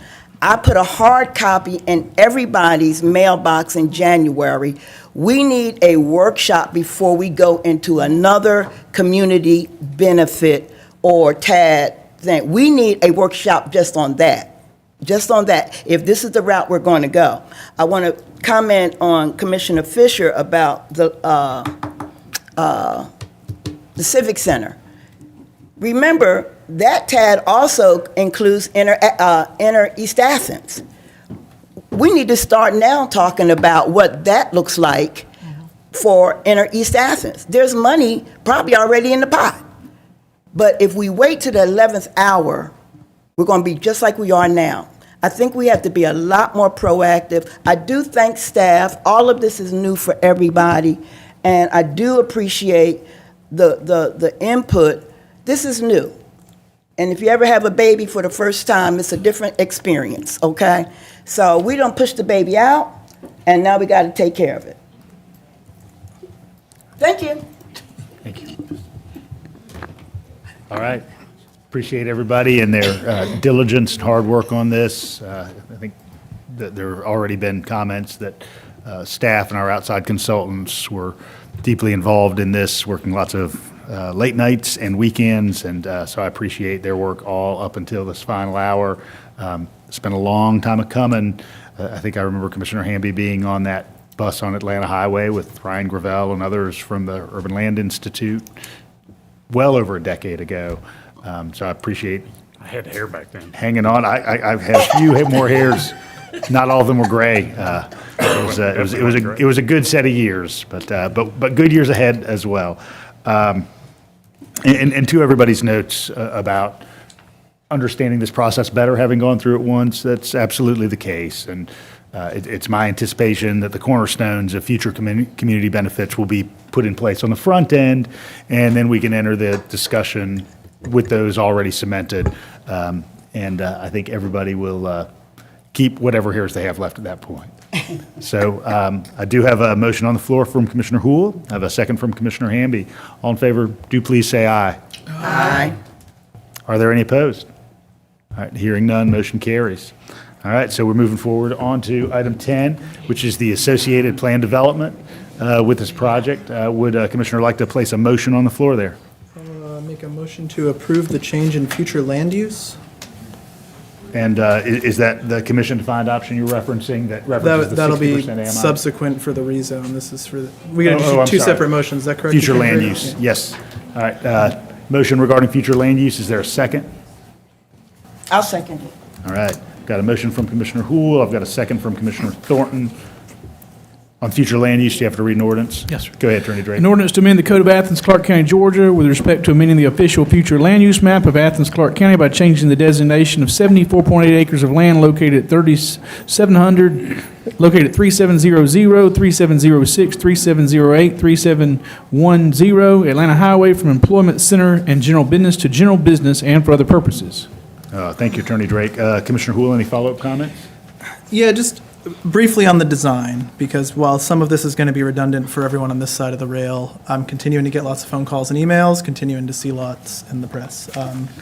A lot of people are very concerned about traffic, and there's no doubt that this development is going to have an impact on traffic because we're replacing a largely vacant facility with something that's going to be active. But the way it's designed, I believe, is going to do a lot to mitigate the effects of that traffic on the corridor. And is also going to dovetail well with projects that our Transportation and Public Works Department has in the works with TSPLOST money, as well as GDOT.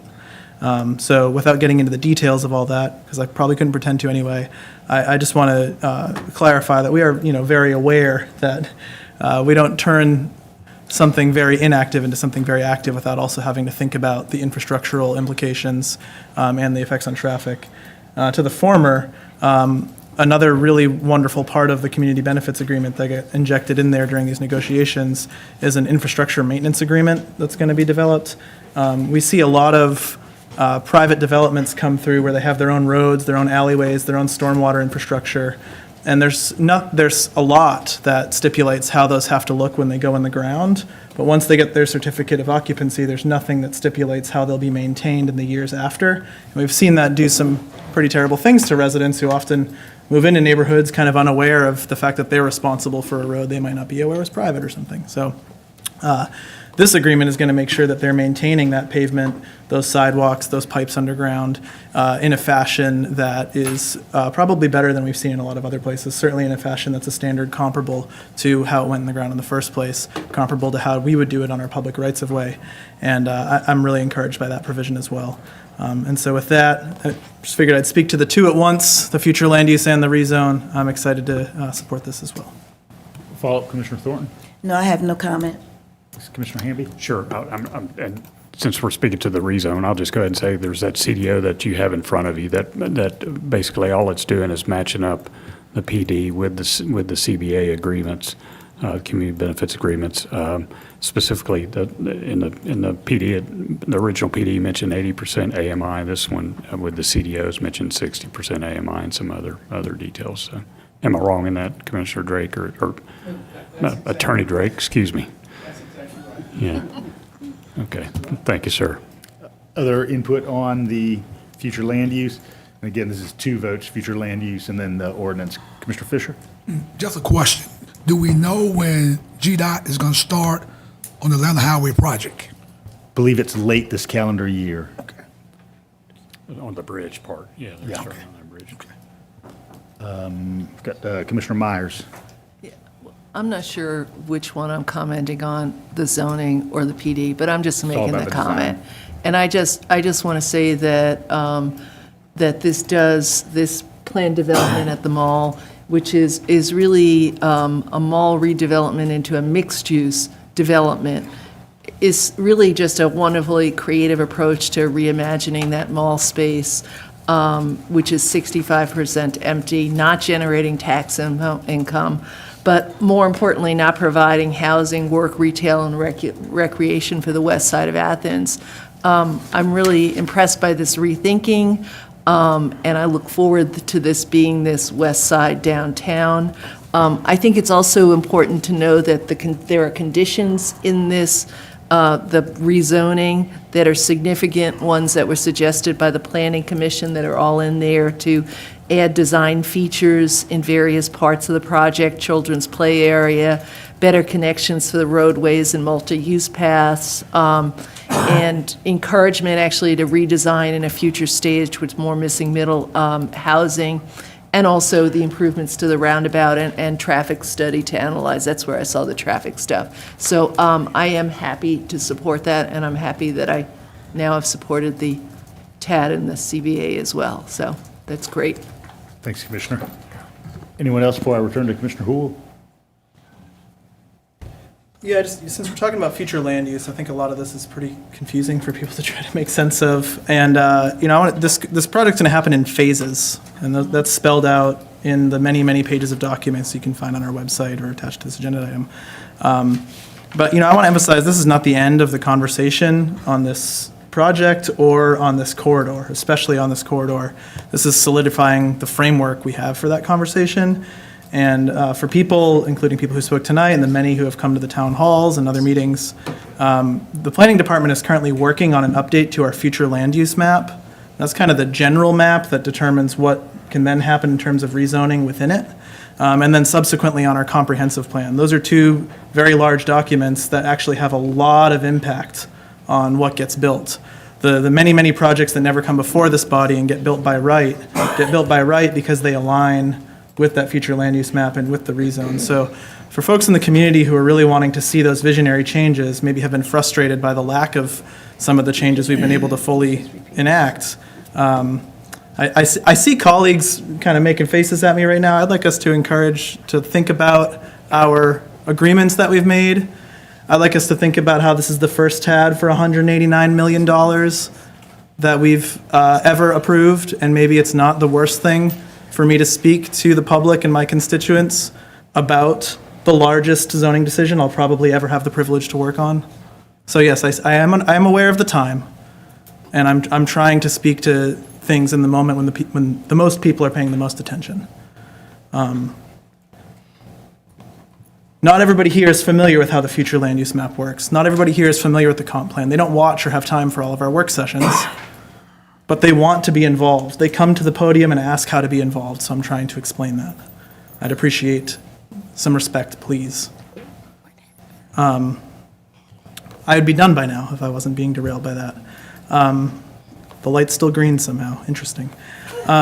So for the public looking for a way to plug in, get involved with our planning department in the future land use map revision, get involved with our planning department in the comprehensive plan, and get involved with us as your electeds if you're not sure how to engage those processes, because that's how you can really bake in the transformative stuff that we know we need in this community without having to lobby for it at the last minute. Thanks. Thanks, Commissioner. All right, we have a motion on the floor from Commissioner Houle, a second from Commissioner Thornton to modify the future land use regarding this parcel. Attorney Drake has read the ordinance. All in favor, please say aye. Aye. Any opposed? All right, motion carries. All right, I need a motion regarding the zoning. Is there a motion for? I'll make a motion, Mayor, to approve the CDO that was in your packets, and I'm hoping everybody knows about. Second. I've got a motion from Commissioner Hamby and second from Commissioner Houle. All in favor? Is there? Commissioner Hamby, comments? No, sir. No, I'm good. Commissioner Houle?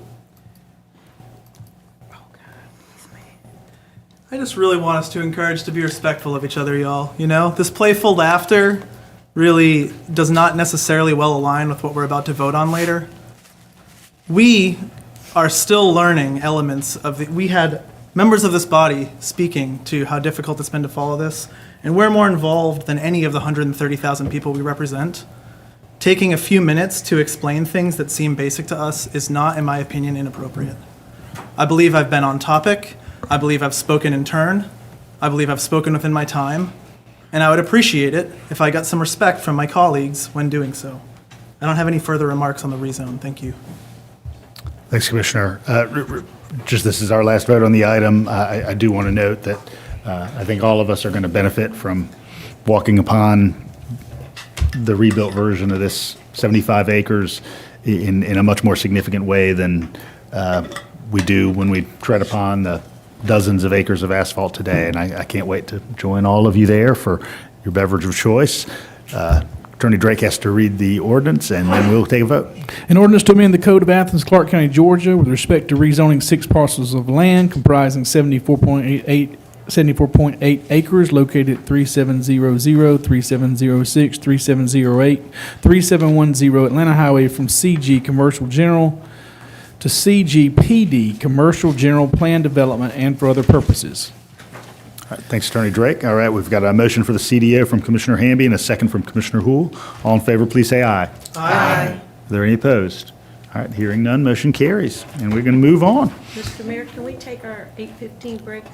Folks like to take a 10-minute break? Please. All right, 10 minutes. We'll see you back at 8:30.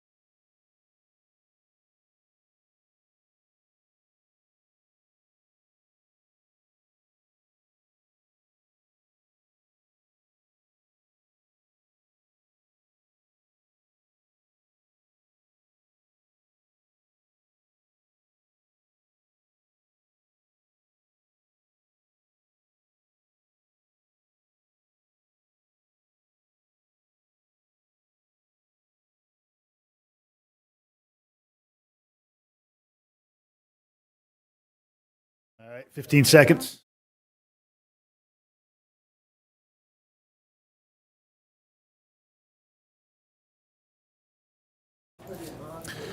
All right, welcome back, everyone. We are here for the monthly business meeting of the Athens-Clarke County Mayor and Commission here on Tuesday, March 7th. And we're going to pick up with old and new business. Item 11, which is our proposed Home American Rescue Plan, allocation plan. And of course, this was reviewed in the work session. And so this is not allocating funds to individual agencies, but is setting up a framework for that later allocation. So entertain a motion regarding this item. Move to approve. All right, I've got a motion from Commissioner Hool. Is there a second? Second. All right, I've got a second from Commissioner Fisher. Commissioner Hool, any follow-up on this? No, sir. All right, Commissioner Fisher? No. All right, any other input on this item? I'm actually going to vote no on this issue. I get that what you just said is just to allocate, just to set the framework up. But every time, for me, it seems like a lot of times when we set the framework up, what I vote on or what I think is going to happen, it's not that way because of policies or laws or regulations. So I'm going to let you guys set up the framework, put out the money, and I'll vote on that. Any other input on this? All right, all in favor, please say aye. Aye. Opposed? Aye. No, me. All right, please note Commissioner Thornton opposed. All right, moving on to item 12, which is the Bishop Park Public Art Project. Is there a Motion to motion regarding approve. this item? Second. Got a motion from Commissioner Hool. Is there a second? No, there's a motion from Oh, Commissioner Hamby and a apologize. second from. Oh, I'll second. motion from Commissioner Hool, second from Commissioner Hamby. Commissioner Hool, any follow-up? Nope.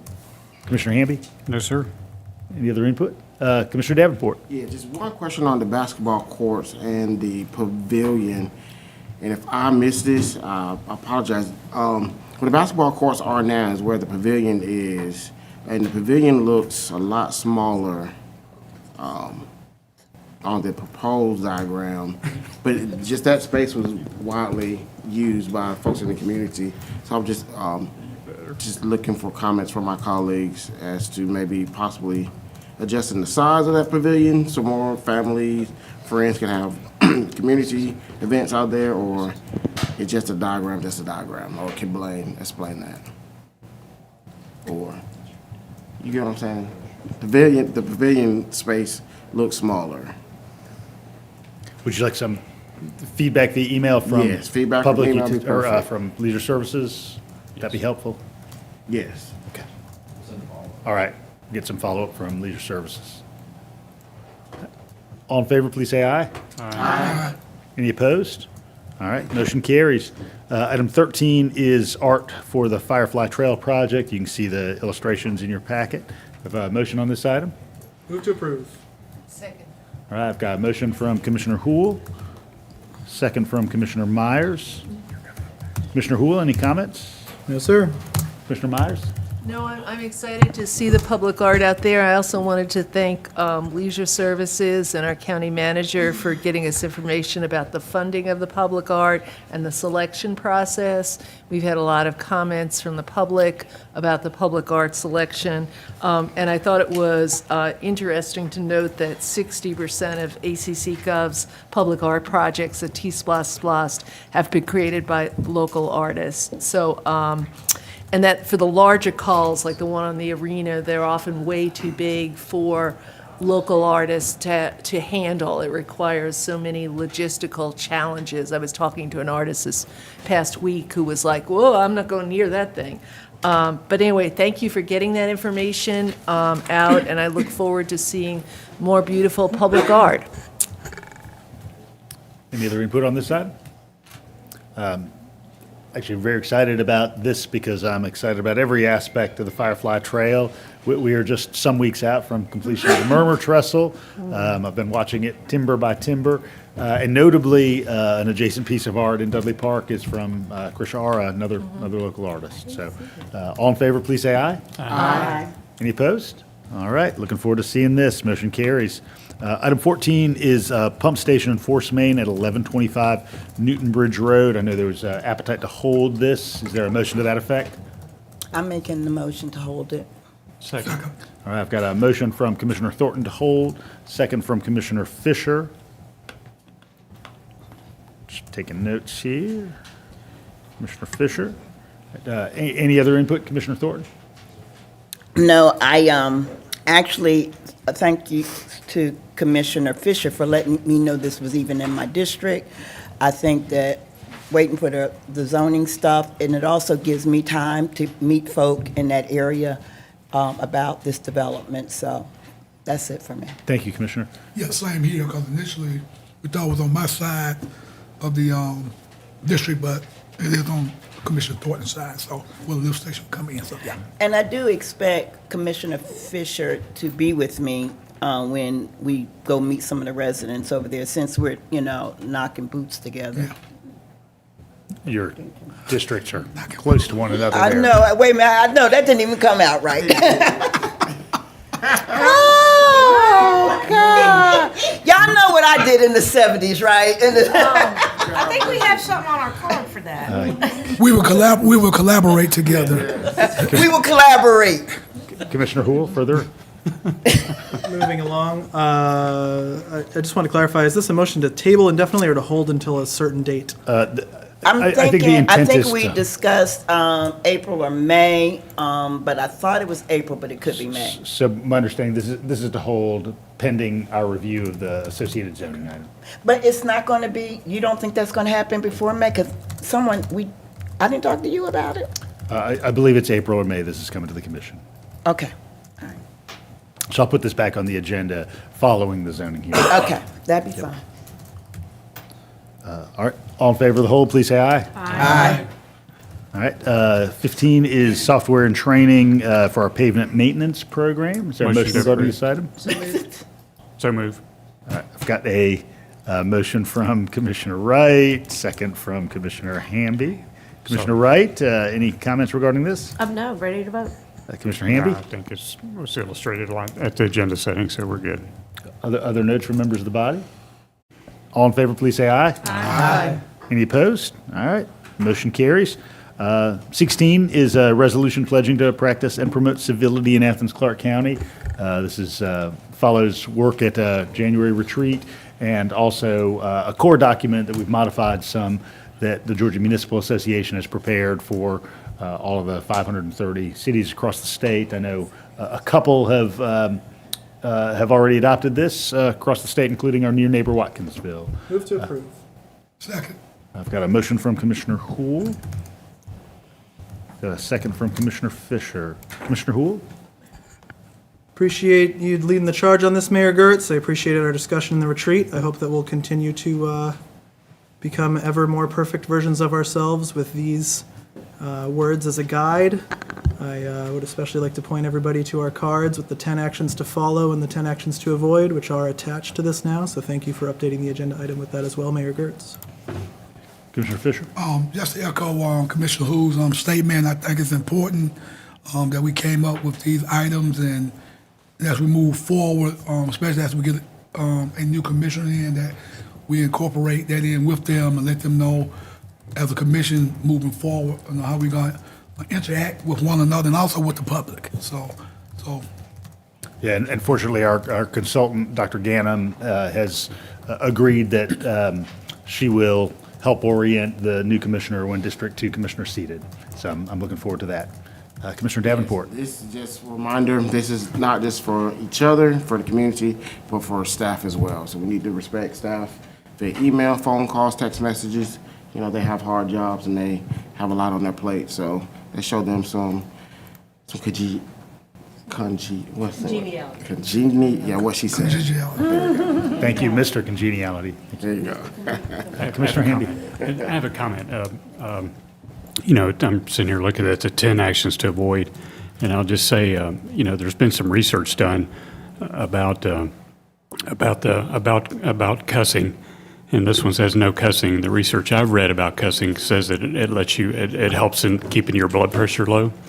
So just keep that in mind as you're looking at these 10 actions to avoid. I will host any private cussing-centric meetings members of this body would enjoy to attend. My front porch, back deck, or place of your choice. You're saying sort of channel it in an organized way. There would be a focused cussing-centric opportunity. And I'm sure former Commissioner Harrod would have a little bit to say about this. He could be the guest So- speaker. Yes, he could be. Indeed. Commissioner Thornton? I still, and I'm going to vote for this, I still am wondering how we're, and I guess when somebody is not civil,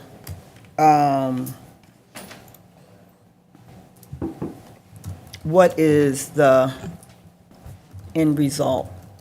I would like to know that. I mean, we can, what did you say, redirect folk? That's good, but when folk feelings are a little tempered, there needs to be something that goes along with this. So I'm a vote for this the way it is, but don't be trying to redirect me when I'm on a roll here. That's all I'm trying to tell you. So there you go. Warning. Commissioner Myers? Yeah, well, actually, Commissioner Thornton, I think that we have to actively listen to each other. So when you're on a roll, we will actively listen.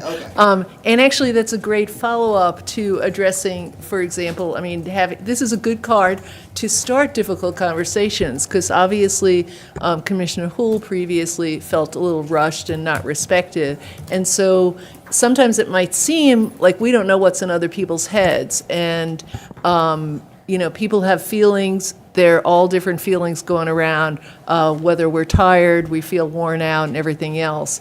But I think that mutual respect and active listening is a really important one to be here. And probably also, if we could add this one to give it the card, the be patient with each other.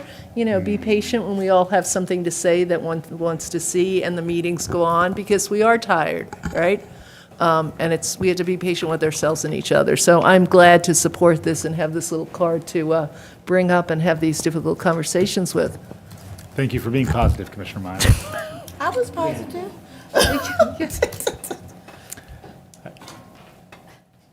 All right, all in favor? Oh, I just wanna John, say one go thing. right I ahead. think this will help us tremendously grow as a team and work together, and I'm really excited about this.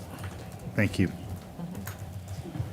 All right, all in favor, please say aye. Aye. Any opposed? All right, thanks for your work on this and going forward, everyone. All right, item 17 is a revision to our naming and renaming of public facilities, parks, natural areas, and amenities policy that would simply modify the time after someone is deceased to 1 year from 3 years. I motion. Second. Dick. Got a motion from Commissioner Thornton, second from Commissioner Hamby. Commissioner Thornton, any comments? I'm going to be very kind. I have no comments. Commissioner Hamby? No, this is fine. Thank you. All in favor, please say aye. Aye. Any opposed? All right, motion carries. Thank you all. 18, appreciate very much staff putting together this RAISE grant application. We, of course, have previously received a RAISE grant for North Avenue, and this one would be in the planning phase of the grant application process for Hawthorne Avenue, which I think we all recognize is an important corridor, but one that's been underattended in recent decades. So is there a motion to approve? I'll make a motion to approve. Is there a second? Second. All right, I've got a motion from Commissioner Myers, a second from Commissioner Hamby. Commissioner Myers, any notes on this? Just a quick note of thanks to our new Vision Zero safety specialist, Sherelle Hallam. I'm not sure I'm saying that correctly. Hallam. But this is, it's sometimes it blows my mind that we have to spend, put in a grant for $1 million to do the planning, but this is obviously the way the world of engineering and traffic and roads works for these improvements on Hawthorne and Oglethorpe at that intersection. She has some number in here that's pretty astounding. The number of fatal crashes increased in Athens 300% from 2017 to 2021, whereas the state of Georgia saw only 32% increase in fatal crashes. So I'm so thankful that our staff is looking at this, that there are federal monies to go after, which I think is very much the case in a lot of different areas. So I appreciate her work, and I'm happy to support this, and I'll, keep our fingers crossed that this gets funded. Follow-up, Commissioner Hamby? No, I'm good. Thank you, Mayor. All right, all in favor, please say aye. Aye. Any opposed? All right, motion carries. Thanks to staff for their work on this. All right, we have a couple of new business items, so I need a motion for suspension of rules. So moved. I've got a motion from Commissioner Davenport, second from Commissioner Hamby. All in favor, please say aye. Aye. Any opposed? All right, rules are suspended. Unfortunately, this is because we have two items where we do need some culvert replacements, and so staff needs to act very quickly. Item 19 is regarding the Athena Drive emergency culvert rehabilitation. Motion to approve. Second. All right, I've got a motion from Commissioner Hamby, second from Commissioner Davenport. Is there an ordinance to go along with this, or given that this is a There were SPLOST not, project? any ordinances. I looked at the agenda item. Okay. Manager Williams, would you like to make a couple notes about this? Yes, so we're asking for permission to go to GDOT for some assistance on this. Staff found some potential assistance. We will have to return to you, if awarded, to approve a budget ordinance for those. Okay. All right, I've got a motion and a second. Quick question. Yes, go right ahead, Commissioner. Is GDOT road, or is our account, is our road, is it GDOT road? No, these are our roads. My understanding is that the LMIG program, that's the acronym, the Local Maintenance Improvement Grant, that we get every year based on a formula that is usually put towards pavement, that I believe that they had identified some extra funding they'd set aside for emergency issues. And so our staff is going for a special allocation along those lines based on these. But I think Athena, Charlie Bolton, and Voiles are all local roads, not GDOT system roads. And my follow-up then, so it's probably gonna delay us getting those roads repaired based on us trying to get this extra money from GDOT? No, it's slightly different from what we've experienced before. I think we're going to, I will verify that. Okay. My thought was that we would go ahead, and then if we got the funds, then we would just reimburse the funds we spent to get to do the projects. Okay. There's a couple of businesses that, although it's not in my district, have reached out to me and, about a timetable, so. Sure. Well, I don't think we're going to be holding it up, Commissioner. Okay. We're going to move forward. And just to point out, staff work crews are going to take care of Voiles, and then Athena and Charlie Bolton are going to be done by contractors. Thank you. Any other questions regarding this one? But, and that's why you're approving contracts for Athena and Charlie Bolton, but not for Voiles. All in favor, please say aye. Aye. Any opposed? All right, hearing none, motion carries. 20, similar situation on Charlie Bolton. Do I hear a motion for approval? So moved. Second. All right, got a motion from Commissioner Hamby, second from Commissioner Fisher. Commissioner Hamby, any notes about this one? Commissioner Fisher? And no ordinance on this one? Okay. Any other input on this? All in favor, please say aye. Aye. Any opposed? All right. 21, somewhat unusual. You have probably all seen the news that Municipal Court Judge Ryan Hope was appointed to the state court position by Governor Kemp, and so we're all very proud of Judge Hope. I think he's going to be great in state court. He has submitted his resignation regarding the municipal court position, but fortunately, he is willing to, with some of his colleagues, continue to fill that role for some period of time until we get a new municipal court judge, about which I'll talk in a couple of minutes. And so this is simply to allow him, upon my nomination and your approval, to be administrative hearing officer. So I need a motion for approval. And municipal court judge. Thank you. Appreciate that. So moved. Second. All right, I've got a motion from Commissioner Hamby, second from Commissioner Houle. Any questions about this?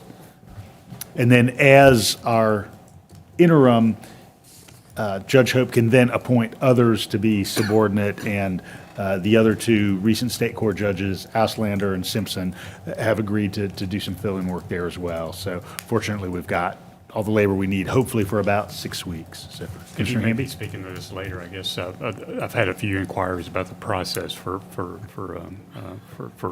replacing the judge. No, great question. So I'll dive in. So the position is posted on our website. Encourage any qualified attorney to apply. I'll be engaging with this body to put together an interview team for the position, just as I've got two commissioners who are on the audit committee who will be assisting with interviewing for the audit position, which is also posted right now.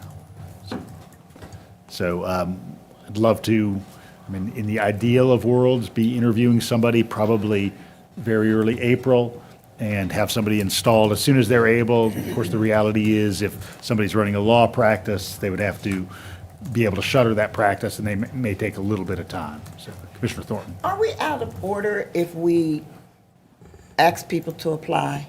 By all means, beat the bushes. Yep. Commissioner? Yeah, I'm just going to address this now, and wish Judge Hope, congratulate him. He's going to be much missed in municipal court, and I hope that when you are putting together that interview team, that you consult with him about the characteristics of a future judge, because all I hear is how incredibly respectful he is of everyone who comes in there, that he is helpful and listens to people. So I think looking at the characteristics that he brings to the court and what he gives back to the community, those are important characteristics to look for as we look for a new judge. Absolutely. Commissioner Houle. Yeah, and to speak to that a bit, I'd like us to just be cognizant of the heavy administrative component of this role. In addition to needing to be an effective, fair, and impartial judge, which I think Judge Hope has been, and I really want to congratulate him on bringing that work to a higher court. There's also a lot of administrative work that goes into this, and that's in addition to running a team and running a team well. He's also put in place a lot of really important programs around notifying people to make sure to help them get to court, around data collection. And so I hope that we can see that work continued. There's been kind of a special approach to this role that he's brought to it, and hope we can build from it. And Judge Hope is also in the community. He is very much in the community. He's not just sitting in court. And I think that's how he can govern like he does, because of his relationships in the community. Judge Hope worked with C.R. Chisholm to bring records restriction here. And now Will Fleener is taking it on. But that was one of his babies, along with C.R. Chisholm, that we want somebody that's in the community, not just the administrative part too, but the outreach also. I've no doubt when I'm at Highland Park for opening day for Little League on the 18th of this month, I'm going to see Judge Hope there. So Yeah. you are absolutely right. All in favor, please say aye. Aye. Any opposed? All right, motion carries. All right, now is that time in the evening when we have public input on any item not on tonight's agenda. So for the great folks in this community who've been patiently waiting, if you have anything that you'd like to provide to us that was not on tonight's agenda, now is that time. Good evening. Hi, I'm Karen Dunn. Thanks for hanging in here tonight, you guys. Like, this has been a long meeting for you.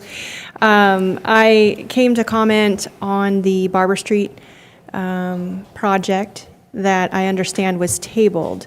And so my concern, the reason for coming in tonight is my concern of that not moving forward, or at least being tabled at the moment. Little backstory on myself and my husband. We relocated here from Colorado Springs, and I realized after living here a bit, I took for granted what we had in my city of Colorado Springs, my old city, in the way of infrastructure for getting around town in all directions by bike, whether it was my own bike, by an electric bike, a city bike, or by even walking, and having designated bike pathways, pedestrian pathways. I could ride my bike to work. I could go to the bank, go to the grocery store, go to the doctor. I was 2.5 miles from my office. And even though I have a car, I didn't have to use my car.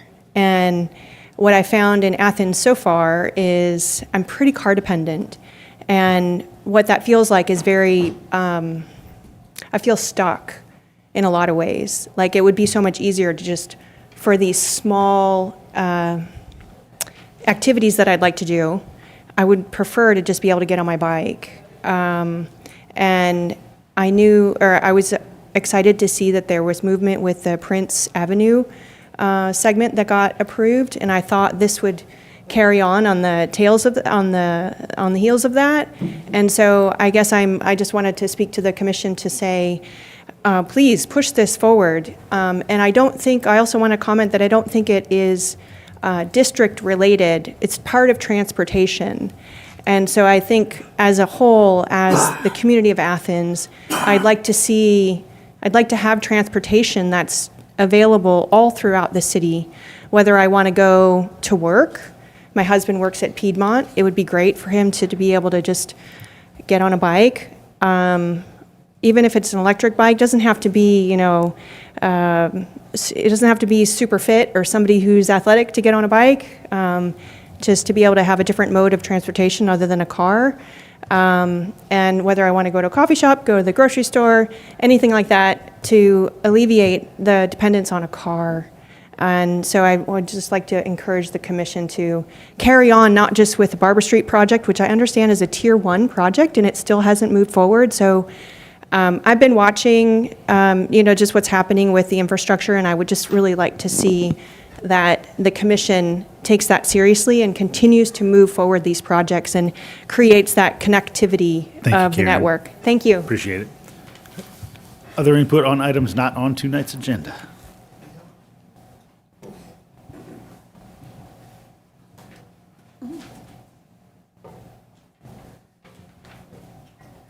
Evening. Christine Weiss, 340 Whitehead Road, Athens, 30606. First of all, thank you all so much for everything you do. The hard choices you make every day. I am so grateful. I salute you. I do not envy you at all, but thank you for that. I'm here to talk about the need for a emergency shelter for unsheltered individuals. And I know you guys are working on several plans, the homelessness plan, the affordable housing plan, and then the other extreme weather emergency one. But this would be something akin to the Lay Park, not pop-up shelter, but I guess for lack of a better word, pop-up shelter that y'all did over the Christmas break. And the reason that I think that we have such a dire need for this is because of stories that I've heard talking to unsheltered individuals, primarily women. So I've heard this scenario several times, from 4 different women independently corroborating the information and telling me about others they knew it's happened to. So it kind of goes like this, extreme weather, it's very cold outside, it's cold and raining, or, we just had the tornado watch thing that could have easily been here. But there are men that offer to pick them up and take them home to somewhere where they can have shelter. So the choice is between, and these are men that they don't want to have sexual relationships with, they are not attracted to, but they are forced to the choice between going home with these men or being left out in the elements. So I don't think that should be a choice that anyone should have to make. And y'all did a great job over Christmas. So I'm not asking for any building. I'm not asking for any, infrastructure. I know it would take some staffing and all that, maybe, but I pledge to volunteer as much as as humanly possible. I was there over Christmas on the 24th and the 25th, and it went very well. So I think the model's in place, and I just want to please implore y'all to consider this. Thanks, Christine. Thank you. Other input on items not on tonight's agenda?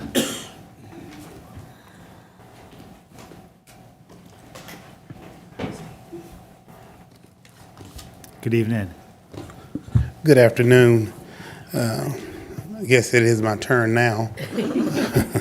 My name is Pastor R.A. Hill and One Hill, and I pastor at Shekinah Glory Worship Assembly on Atlanta Highway 3180, Suite B. I'm not a resident of Clarke County, but I own multiple properties in Athens-Clarke County Unified Government. I'm here tonight a little aggravated on our leadership from our Athens-Clarke County Police Department. I am so old Athens from going to University of Georgia and graduating here, and even remember when Commissioner Taylor was a student at Cedar Shoals in 99 to 04. And I remember when Jackie Lumpkin was chief, you could call and get a phone call back. I've had some interaction with some of our police officers. I run a car lot at 1039 Baxter Street, which is adjacent from Rock Springs. And so there's sometimes a lot of activity between the community and law enforcement. And I have experienced some of our officers talking to our black men like they're dogs. And then we wonder why we don't have transparency. So I decided to go out one day and have a conversation with them after observing it. And I did download the body cam. I don't know how y'all can get it, but it is quite disturbing. And I did leave our chief, who you guys pay $160,000. Got another girl that works for him by the name of Amy. I think y'all paying her $68,000. I left a message 2 weeks ago. So I left another message. I called, I think it was Lieutenant Head, who was over professional standard, and left him a message 2 weeks ago. Today, when I sent an email saying I was going to come to the commission, I wound up getting 3 calls from Athens-Clarke County. Ain't that amazing? But I've never been a person to say I'm going to do something and not do it. John Lewis had a saying, said, if you don't get in trouble, get in good trouble. And we got some issues in Clarke County. Now, I know that the chief don't represent me because I'm not the color, but the morale that you guys have on that police department needs to be addressed. It amazes me that the sheriff department is paid $19,000 different than someone going in who are all post-certified officers if they're not in the jail. And I heard your county manager give the numbers of people leaving from the PD to the county, but how many have left the county and went to other counties? I know of 12 that have went to Oconee County. It may be a question to look at the leadership that you have and what's really going on. Others here to speak on any item not on tonight's agenda? Hi, Evening. I'm Liz Solomon. I'm here representing Bike Athens. I just wanted to bring the issue of Barber Street cycle track to y'all's attention. I noticed that this had gotten tabled, and I just wanted to express my support and hope that that gets back on the agenda coming up soon here.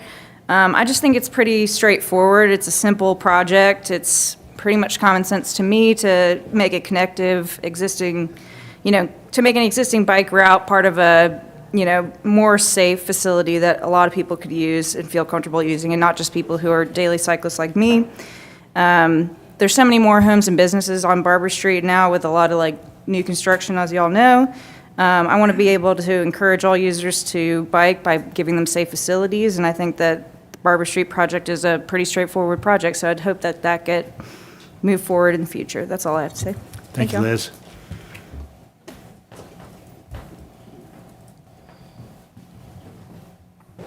Hello, my name's Hamlin Jackson. I reside at 690 Nantahala Avenue. I'll give you that. I'm also here to speak to the Barber Lane, the Barber Street bike corridor. I live obviously right down the road from that. I work downtown. I ride my bike downtown most every day. I also rent a space on Winston Drive, which is down Chase Street. So I go down Chase Street, I go down Barber, I go downtown from those. And I sent you all an email a couple weeks ago expressing my disappointment with that this had been tabled, because I really do think that this is a it's not a sexy thing, and like Liz said, I think it's pretty straightforward, and so it doesn't bring as much like maybe passion, but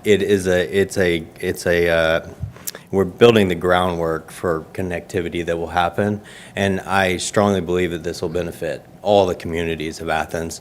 As I stated before, when the Prince Avenue boat was happening, I lived abroad for 5 years in a place where I didn't have a car. I rode my bike everywhere. There was great bike infrastructure, and I really saw the benefits of that, the health benefits, the community benefits, the connectivity with people. Cars are getting bigger. They're more dangerous, and they're literally boxes that keep us from our neighbors. Like, how often do you pull up to a stoplight and speak to someone next to you? I speak to someone if I pull up next to them on a bike. I say, hey, how are you doing? And I talk to them, and I meet them. Maybe I don't know them, maybe I do. And so cars really, they do divide us from each other. On top of that, I mean, we have all this land, listening to all these about the Atlanta highway development and all this. What an opportunity to transform the transportation options to go out the Atlanta highway. And I hope that happens. And so I just think if this gets put on the back burner, when's it going to come back? So I kind of just don't want it to get lost. It seems like a simple thing. It was part of the Athens in Motion plan originally. It was a Tier 1 project. So my other thing is I'm all for public input on things. But when you're asking people for public input about something they haven't experienced the benefits of, then you're going to get their input on what that might be like. So that's why I'm here to say that my experience of those things, not that I think that my opinion is more important than anybody else, but I've seen the benefits of those, and I want them for Athens. I want them for the next generation of Athens. I want them for the health of Athens. I want them for the community. I want them for all the communities of Athens. And so I really hope this comes back and that more projects like those come back. Thanks. Thank you, Hamlin. Yeah. Other input tonight on items not on the agenda? All right, thank you, everybody, for coming out tonight. We really appreciate your input very much. Before I turn to commissioners, Manager Williams, anything for the group tonight? No, sir. Attorney Drake, anything tonight? Yes, sir. I just want to let members of the mayor and commission know that I have promoted Austin Jackson to senior assistant attorney, and so I want to congratulate Austin, and we're working on interviewing now for Attorney 1, Attorney 2 positions. Great. Thanks, Attorney Drake. I appreciate that. Good job, Austin. All right. The only thing I have tonight is to announce names for the TSPLOST 2023 Oversight Committee. And so that committee includes Bob Bonsell, Jamal Chambers, Jen Calabria, Andrea Joliffe, Frank Platt, Alan Jones, Dawn Fest, Daryl McManus, and Jeremy Field. Thank you, commissioners, for engaging with those residents to be part of this very important group. We go ahead and begin with Commissioner Fisher, and I'll turn around and conclude with Commissioner Hoare. Excuse me.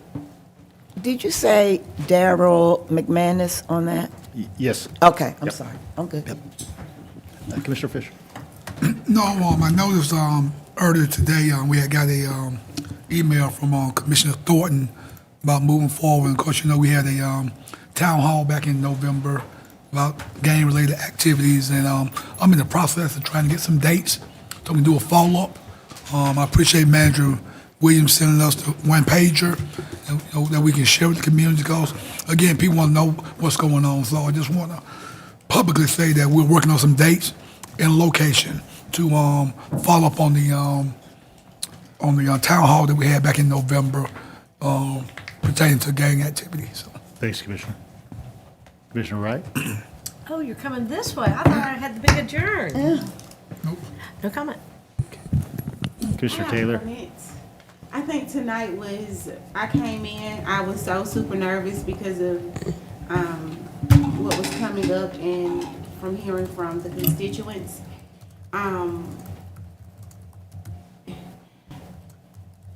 Freedom from bondage helped break that nervousness. And I'm just grateful to be able to get through it. Commissioner Hoyle, I was making faces. I love you. And I didn't mean to make you mad. I remember number 4, be patient. I'll be patient. But that's it. Sure, Davenport? Happy Women's History Month. That's it. I'll just keep reminding, we're still working on the fair housing conference again. Our tentative date looks like it's April the 14th. I'll keep you in the loop. Yeah, and I'm going to authentically share with you all again that I will be dancing in Dancing with the Stars with a brand new partner because my original partner had to drop out, and hope people can come see their colleague dance and their commissioner and their public person dance the Argentinian tango and follow in the steps of Commissioner Hamby and Mayor Gertz and hopefully some others in the future. But March 18th, and then after that, Commissioner Davenport and I are going to get busy on the east side. I know. These words today. I'm not so sure you want to follow in the steps of Commissioner Hamby when it comes to dancing, Commissioner Myers, but. I do Just want fair to echo the email that Commissioner Thornton sent out earlier today, and Commissioner Fisher. I think this crime and this gang violence is something we need to address immediately. The shootings over the weekend were both gang-related, and it has to do with the same gangs that were involved in the shootings in August. And so I think we need to really take a serious look. And I don't want to table other things, put other things to the side, but I think this is something that we need to address immediately. Thanks, Commissioner. Commissioner Gould? Sure. I'll ask for my colleagues' patience once again, because I appreciate the patience of the members of the public who wait all the way to the end of our meeting to speak to us, and I feel inclined to just respond briefly. Appreciate the comments on Barber Street. I hope that once we fill that District 2 seat, we'll be able to bring that back from the table for our consideration. I appreciate the concerns raised up about the emergency shelter need. Our staff did an amazing job, but had to pull something together pretty last minute for Lay Park when we had that freeze. I understand the hazard mitigation plan is being worked on in these pretty long meetings at the cooperative extension, I believe once a month. Is that correct, Manager Williams? I've yet to be able to attend one, but I would encourage the public to maybe look to those as an opportunity to engage. And I also look forward to that, hopefully including something about that. As far as the concerns regarding ACCPD, I've heard plenty similar concerns in the past, and I'll reiterate my request that I think the Public Safety Civilian Oversight Board would be a good body to task with regularly reviewing a random sampling of body cam footage. That's an idea I heard posited, I think, originally by some attorneys in town who've got a lot of criminal justice experience before we established that body, and it's seemed popular among everyone I've talked to, so I'm hoping that might be a way we can give them a meaningful task to do alongside the other work they're doing. I want to thank Sade Watkins, one of our neighborhood leaders, for helping with the Stonehenge cleanup in District 6 on February 26th. The next one is going to be Sunday, March 26th. This one will be in collaboration with Christine Bice, another of our neighborhood leaders. We'll be meeting at the corner of Tallahassee and Lavender Roads at 4 p.m., going till 5:30. And I also want to thank the over 90 people who came out to the District 6 Town Hall on getting around West Athens, but especially our Transportation Public Works staff who worked very overtime to not only put together presentations for that, but also spend more than 2 hours engaging with people well into the night. So that's Stephen Bailey, Ronnie Katrib, Daniel Sizemore, Sherelle Hallam, Solretta Barnes, Mike Dunbar, and George Spearing really went above and beyond, which for them is kind of the norm. And also Laura at the Cooperative Extension for helping set up. So the next town hall, I'm not sure when it'll be in the spring. I'll announce it in my newsletter. But the last thing I wanted to highlight, another thing in our inbox, we got a pretty important correspondence from Judge Norris that I'm hoping that we'll be able to take action on swiftly as well. And I agree with the colleagues who raised up the issues around community violence. Motion to adjourn. Motion to adjourn from Commissioner Houle, second from Commissioner Thornton.